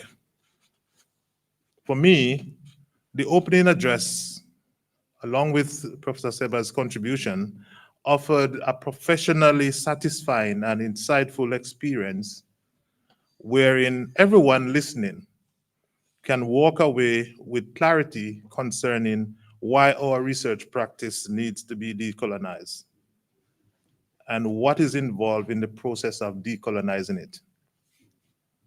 The driving force underpinning the urgency to decolonize our research practice is clearly academic independence or academic liberation and freedom, as the Vice-Chancellor mentioned.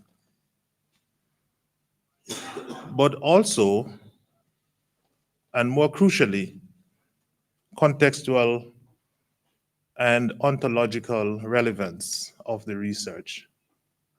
I know there was that debate in the opening about whether epistemology comes before ontology or ontology comes before epistemology. Regardless, the key is to make sure that we have relevance, the research that is contextually relevant.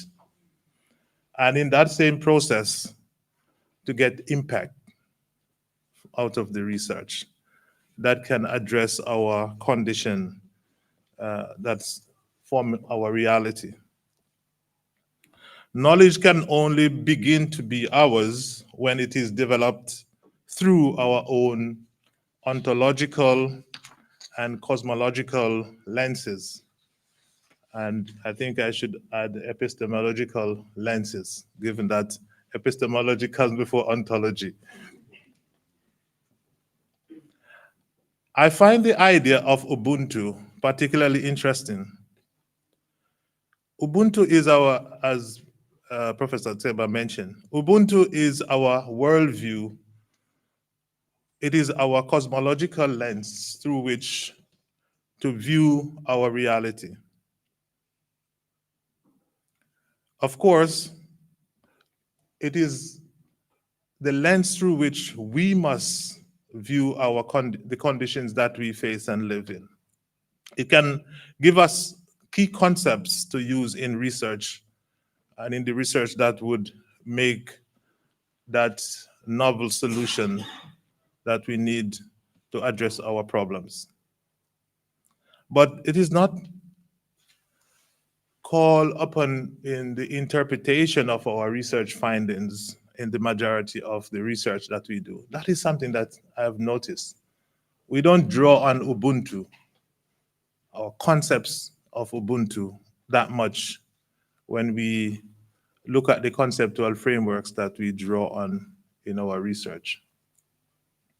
But I'll come back to that in a bit towards the end. There are three pivotal concepts in the opening address that I find particularly insightful and which I think link the opening address to the keynote contribution.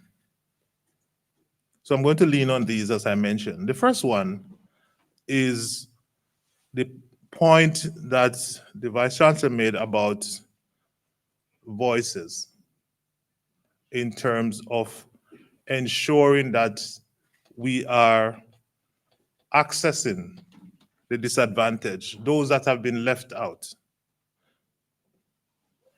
I have to remind myself daily that decolonizing research demands that me, as a researcher, pay more attention to voices throughout the whole research process, from planning straight up to execution and dissemination. These are the voices of the marginalized and the disadvantaged, the voices of people who have largely been objects or subjects of research, the voices of people who have been largely silenced for whatever reason. So the liberation is about getting the silenced voices to become vocal. Decolonizing demand that we elevate these voices through prioritizing their experiences, their perspectives, their knowledges, but also by positioning them as joint researchers and knowers in the work that we do as researchers. The point for me here is centricity, Afrocentricity, Black centricity. And whatever word that we want to put, we call it prefix, that we want to put before centricity. In the research that we design or the research that we evaluate, we should see an appropriate centricity of the African person or conditions at every stage. And I think the good way to do that is to look through the lens of the Ubuntu that Prof. talked about. This is how we can reclaim and build an African knowledge system. This is how we can know and show the colonial differences in knowledge production.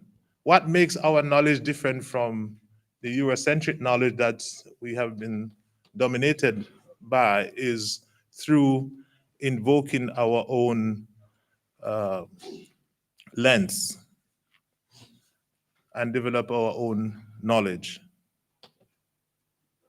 So that's the first point that I want to lean on as I go into looking at the keynote contribution. The second key concept is that of epistemology, as the Vice-Chancellor talked to. I always say in research that epistemology does two key things. It justifies the knowledge and it modifies the methodology. Those are the key role of epistemology in the research process. Justifies the knowledge and it modifies the methodology. So epistemic freedom will only come when we understand and grasp and use that framing around the epistemology. Now, that epistemology is going to breed and produce an ecosystem where there is a plurality of knowledges. And that came out quite strongly in the Vice-Chancellor's opening, that we must embrace a pluriverse, a plurality of knowledges. What I take from this point is that the colonizers and the colonized hold different views about how knowledge is produced and the nature of that knowledge.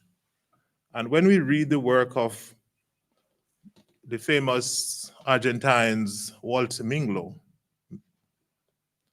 he called this the colonial differences in knowledge production.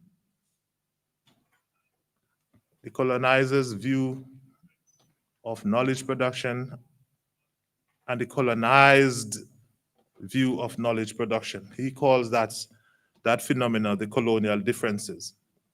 The point here for me is that decolonial researchers, knowledge is not universal.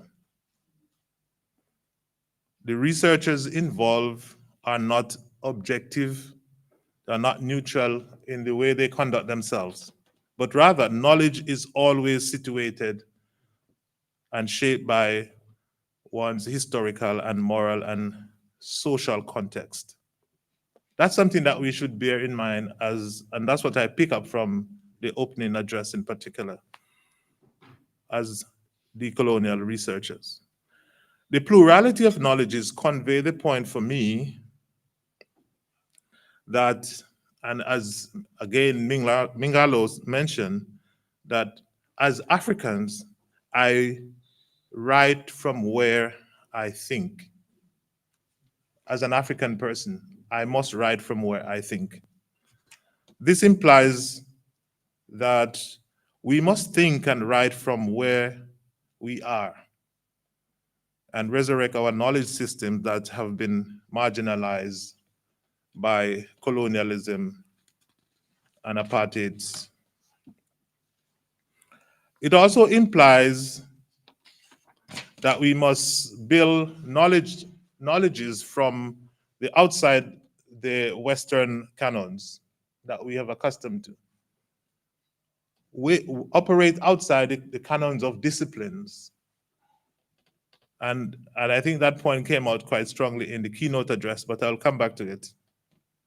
The final concept that I picked, which I'm leaning on, is the idea around paradigms, research paradigms.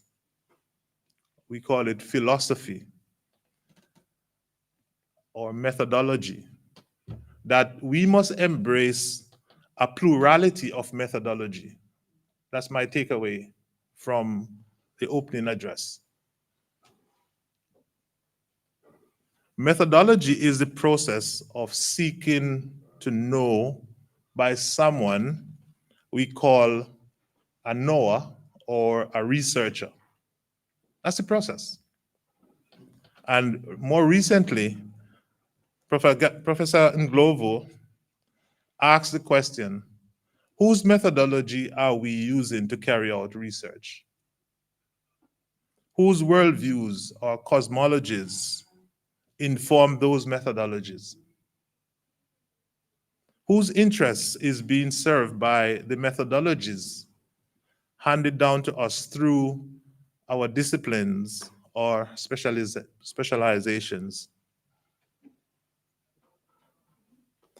The message in these questions for me is that methodology must stop serving the interests of the researcher and start serving the interests of those being researched. The second message in that is that there is nothing wrong with developing new methods. Diversity of methods, including methods that are completely new or indigenous, must be embraced. And that is how we're going to come to that point about epistemology. Remember, I mentioned that epistemology, it justifies the methods. It modifies the methods, but it justifies the knowledge. So if we are going to modify methods, our epistemology should shape us to even create new methods. It must influence the way we think about methods, including going outside of the interviews, the questionnaires, the analysis of objects, and so on. So these three concepts for me, the voice, the plurality of methods, and the plurality of knowledges, are clearly and vividly depicted in the keynote address.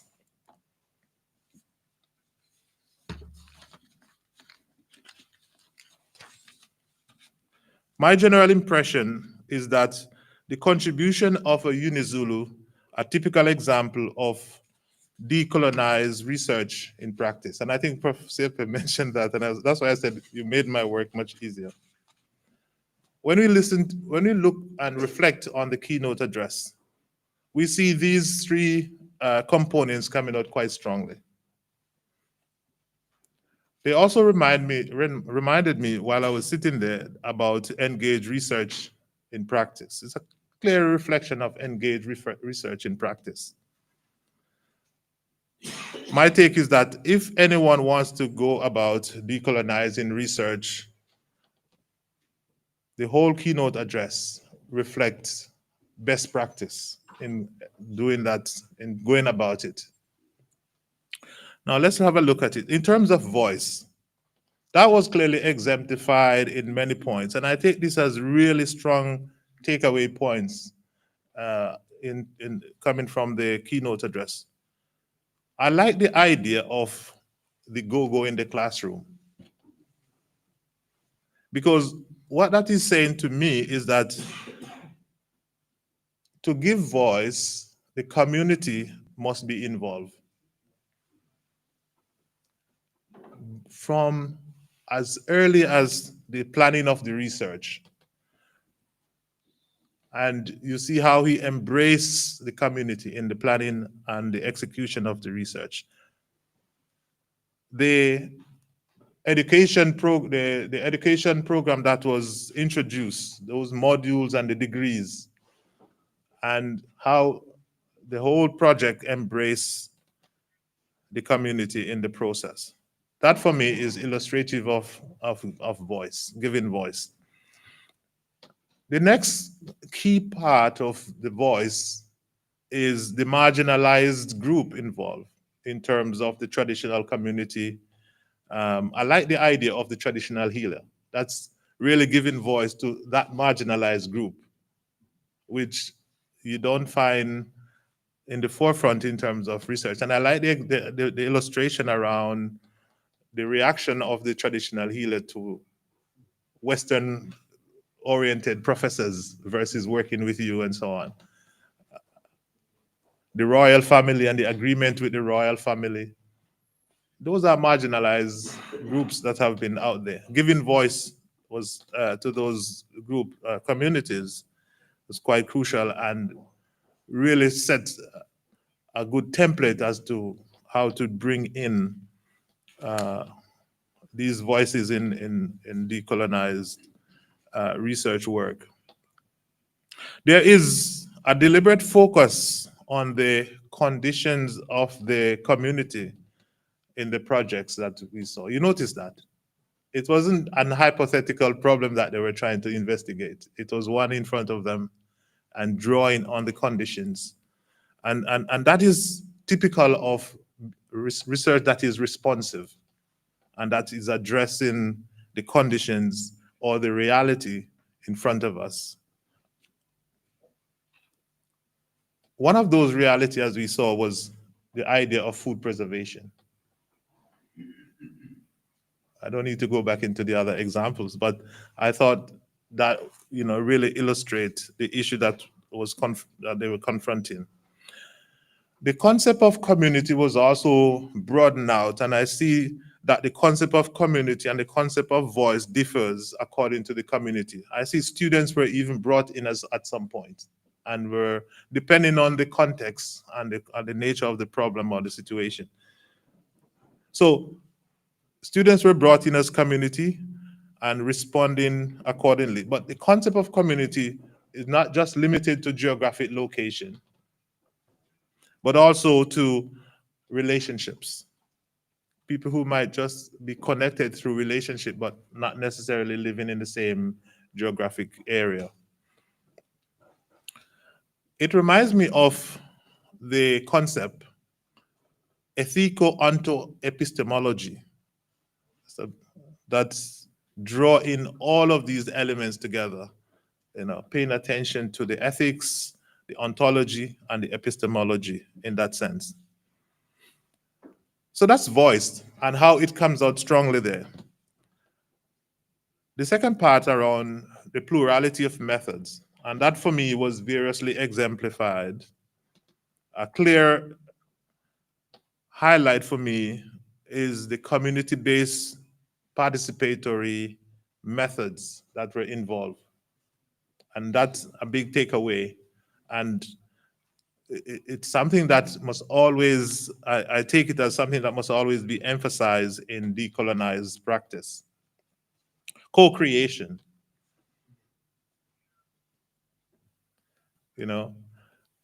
Drawing the community to plan the research and to become joint researchers. The action-oriented methods. The projects were not just linked to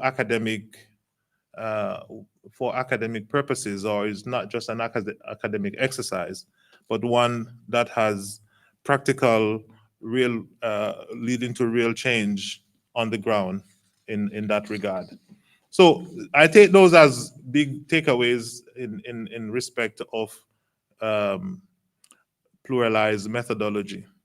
The strong emphasis on respect, reciprocity, relevance, and responsibility are the big takeaway so far as the methodology is concerned. And of course, the last point around the plurality of knowledge. It's my first time to see Western knowledge and indigenous knowledge sitting side by side in a program, in modules, in the embracing of that space at the university, and the laboratory that you set up with those with the facilities reflecting the traditional in the modern. And I know Mamdani talked about the crossing over of modernity with the traditional in many ways. So juxtaposing Western medicine and traditional medicine for me clearly reflect that position. And of course, the focusing on reporting traditional knowledge claims independently of Western knowledge claim. And that is what we would want to see in decolonial practice. And I take these as strong points from the keynote address. In closing, Chair, the decolonizing of research has moved beyond the realm of theorization to practice. It's not something that we can continue to say it's not possible. We have seen a practical example of it. And there are many more examples like this in terms of what is going on in the indigenous knowledge space. But the strong point for me is that the science can contribute to decolonizing research and advancing the African thought. Because sometimes we think that talking about decolonizing of research is only in the social sciences. So I was very happy that this example comes from the pure sciences, the natural sciences, and that everybody can be on board, not just the social science and the humanities, but the natural science as well. My worry, though, is that I do not see many new or Afrocentric concepts being used to advance the decolonized knowledge base. You see, how knowledge is formed is through the introduction of new concepts into the knowledge base. In my days at the research office, I used to ask colleagues, what can you say is your contribution to knowledge this year? We produce many papers each year, but across the board, what tend to come out is that they are reflection of affirming existing knowledge. So they draw on an existing theory and they prove that that theory is either right or wrong. You introduce nothing and you publish. And so it cannot be used in the sense of introducing new knowledge. The introduction of new knowledge can come only through the introduction of new concepts. And so when we research in a decolonial framework, one of the targets should be to introduce new concepts aligned with the need for renaming, because you only name and rename, and I'm going back to the epistemological concern about renaming. We introduce new concepts to rename what needs to be what we are researching and discovering. So that's my concern, that we need to see more of that coming out in our decolonial scholarship. Why should we continue to call the way in which the ants crawl over the hill in concepts that are used by the Western framing? Why not use our own traditional concepts to diagnose and to label those, and then explain what they mean in the Western ways, so that the West can understand? So that's my first worry. My second worry is the is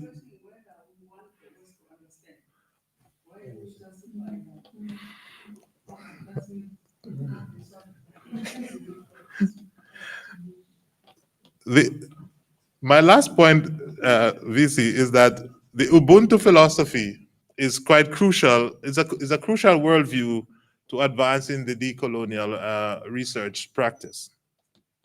And I think a module to teach the precepts and practice of Ubuntu could catalyze its use as a conceptual framework in research. As I mentioned earlier, most of the research that we see coming through to us at the high degrees are not drawing on the Ubuntu philosophy and concepts coming out of that. So I think that is an area that I thought could also add to what I pick up from the keynote presentation in terms of the modules on traditional medicine and so on and so forth. Thank you very much, James.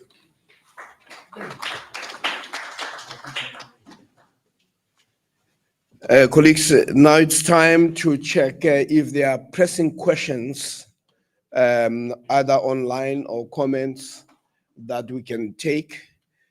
Do you have some online? Are there any other questions? Here? Comment? Yes, DVC.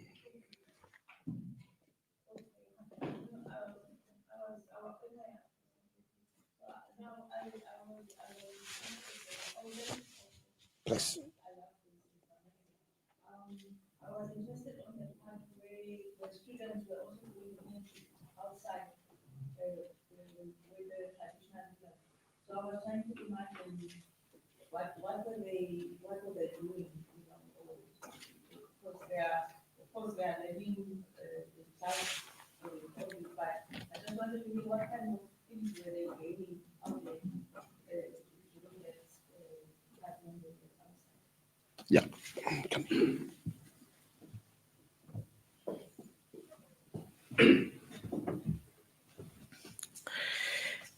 The first stage is for the student to appreciate that there are other healthcare workers in the community. So it's almost like map your own community. We also do that with the clinic sisters to say, you have a clinic here. Who are other healthcare workers in the same vicinity? Map them. What do they do? So there may be a birth attendant, there may be a sangoma, there might be a herbalist, such that the students can then begin to ask them questions of their practice. But also they observe how the healer goes about doing their work. And they come back and discuss and then write. It's like an assignment that they then come back and write about it from their perspective. And so that's the main idea. Of course, if you have a pharmacy students, they'll be more interested in the herbs more than the process of healing holistically. So that's the idea. Thanks.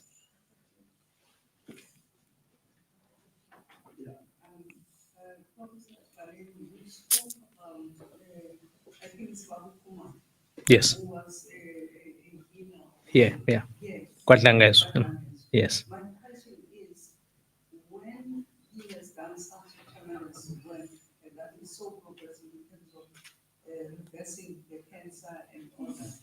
now he passes away. Who, that have taken over that very thing that he was so important for continuation. Because now we can't go back to him. But then Bakona who are taking the very same research that he was doing, which also leads to your question of documentation. How do you document all these things?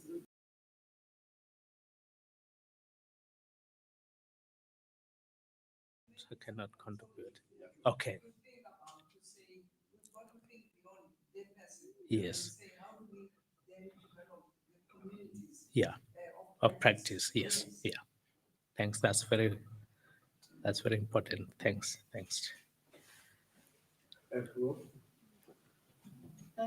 Thank you, Chair. I can't remember if it was Prof. Mtose or Professor Khaled that said, just in passing, that the local crisis might actually be a global crisis that we understand. And I think that is so true. That the whole way of thinking in terms of westernization that tends to put everything in a little compartment and you're not supposed to move out of that compartment. So if you study economics, please don't think about social science or anything else. And you can read it everywhere, even in the Western theories, where they started to introduce comments like, there's an invisible hand in economics.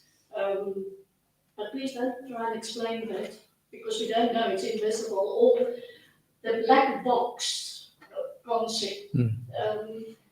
But that just means that even the Western theories acknowledge that they don't know, and still they try to enforce it on us. So this is never a more opportune time to say, well, move out of that sphere and go look for that invisible hand and that black box concepts in terms of it. So that was just, in terms of all the epistemologies, ontologies, etc., that you explained to us, that was so interesting. But just that one sentence of the local crisis might not be local, but it's actually global, and no one is willing to acknowledge that. Yeah. Thank you, sir. Thanks. My regret was that how the curriculum at university, even at school, because you got streamlined into science and the arts. At university, I had a professor in Scotland from Cambridge. He had a PhD in biotechnology, but he also studied history. So how we structure our faculties, our schools and systems becomes difficult, that I could want to do anthropology whilst I'm doing biochemistry, but the lectures, the timetable doesn't allow. Maths would always clash with philosophy. So it becomes now that is the tools you can yourself begin to equip yourself post. But when you are in the university learning, it's not things that are available. So the way we conceptualize the academy becomes a problem for this exercise. But as Prof was saying, the research needs to lead to inform that evolution process. Thank you so much, Prof. I think what I have here is that we've seen journals in Europe rejecting papers written, giving the justification that this one is not talking to our audience. Who do I write for? I think for me, if I research for the consumption and access of my think alike audience, I do not need to look at the concepts and maybe italize the concepts or even change the concepts, because I write for the audience that we are family together. So for me, I wouldn't do that. I remember that in our faculty, and I know for sure that that student has graduated. I remember when it was proposal time, and the dean said we have to read it like that. Ukufakwa kwesimemo esithweni sangasese sabisola. It was like that. And she said we do not even have to utilize that, because that is like that. And that is what the student was researching about.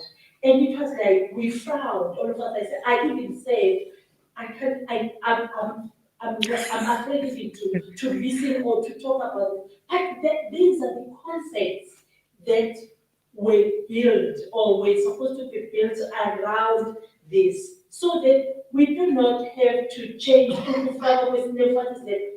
an audience that is in Europe and so on. So maybe for funding, people think we are always bowing.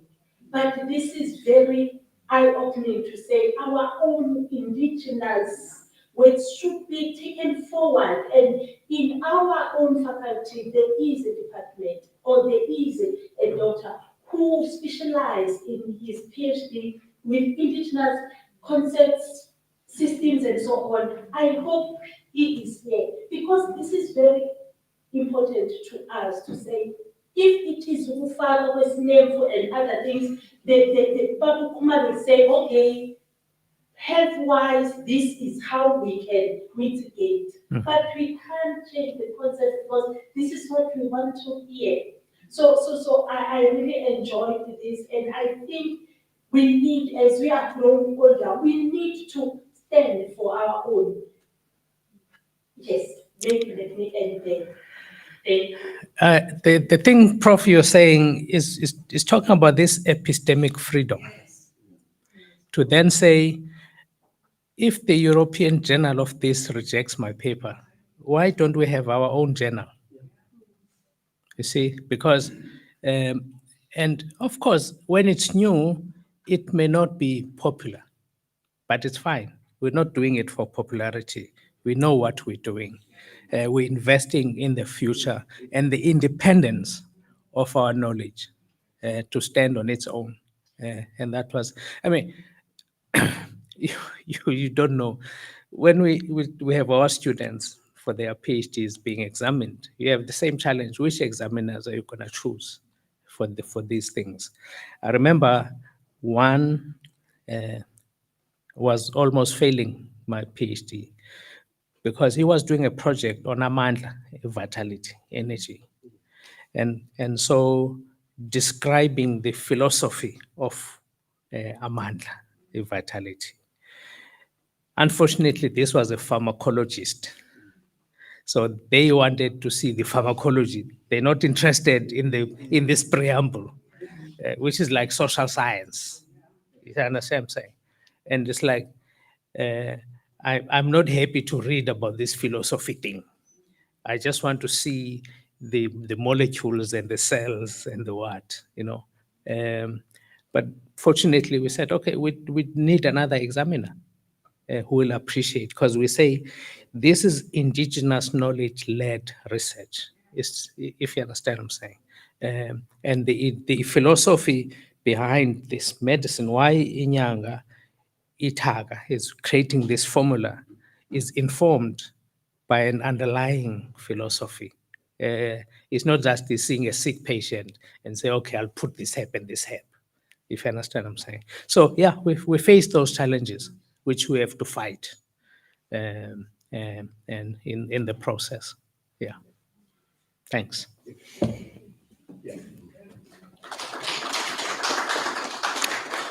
Yeah. The long and short of it is that epistemic confidence will not emerge without a struggle. And what we have known, what we know now, is that the struggle for epistemic freedom is going to be harder than the political struggle. This is why despite Africa having been free politically and having had so-called post-independent governments, the stranglehold is still the Western. So this is a struggle that is not going to be easy, but it is a struggle that must be fought and that must be won. And when Professor Kaleni finished, he puts in a statement that was made by Nelson Mandela when he says, "It always seems impossible until it is done." When he started, there may have been some people who felt he need to be assisted to the nearest mental hospital. But now he can talk with such confidence and also publish the work, and also to generate new ideas. And I want to agree with Professor Brown that it is not only about affirmation, it is also about problem posing, so that as we problem pose, we are able to create the new grammar, the new vocabulary, and the vocabulary of change. It is about shifting also the geography of reason, as well as shifting the biology of reason, so that an African who has had this knowledge, Ramos talks about the pyramids of knowledge, so that these pyramids of knowledge that exist in the world, in the plural world of knowledge, can enter into a dialogue. And what we've seen today is a manifestation and a concrete expression, but it all came because Professor Galeni has confidence in himself. In the same way that Ngugi, when he was asked, "Why are you writing in Kikuyu?" his response was, "Because I'm Kikuyu." Again, it goes back to the question that you are raising: who are you writing for? If the basis is your people. Unfortunately, most of us, we do not write for our people. We think we need affirmation elsewhere. So the challenge is really that the decolonization of the mind. With that, colleagues, everything comes to an end. This was simply a form of a provocation, but also an illustration of what is possible. Professor Kunen, the Deputy Vice-Chancellor, Research and Innovation.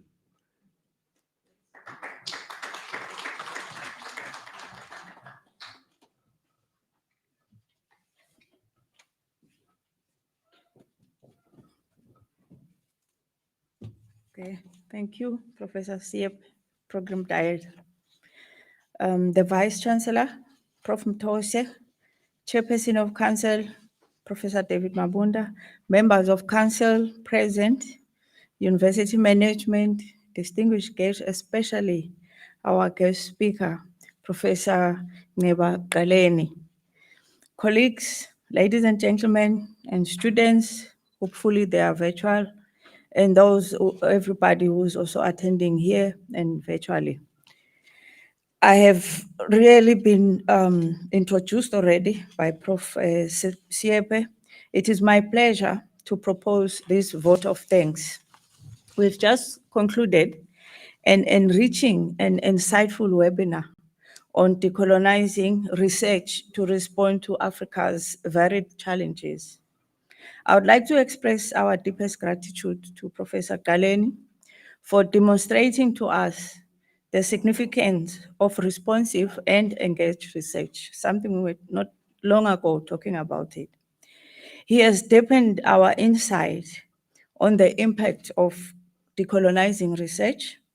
This webinar serves also as a reminder of critical role research plays in shaping our understanding of Africa's challenges and opportunities.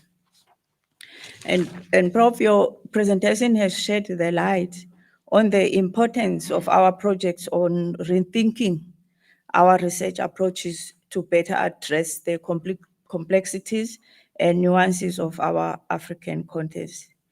And of course, it has sparked some valuable comments from the colleagues And all your colleagues, your comments, colleagues, were invaluable.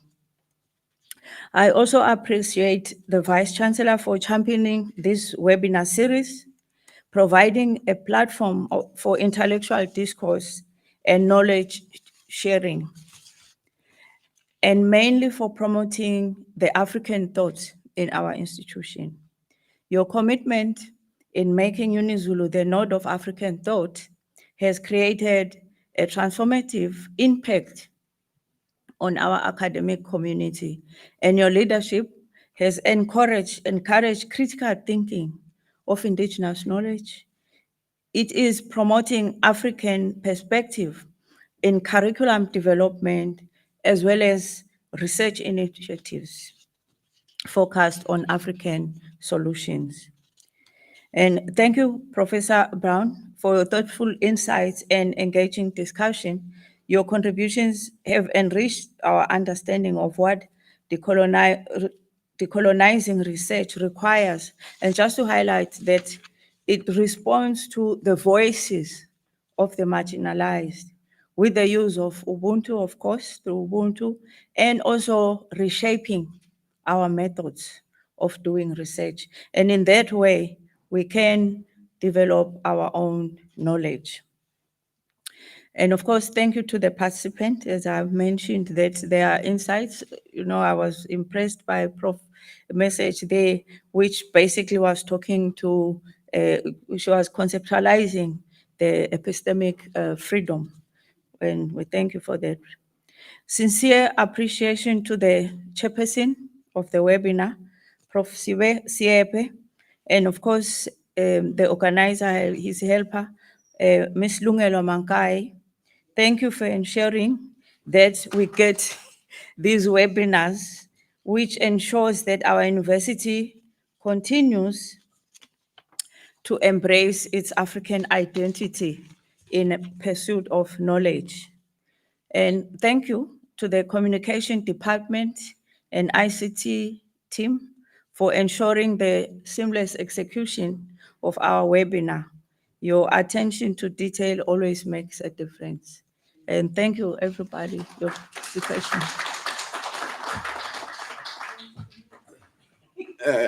Colleagues, this is the end of it. Till the next time. And thank you for being here. And thank you, Professor Kunene.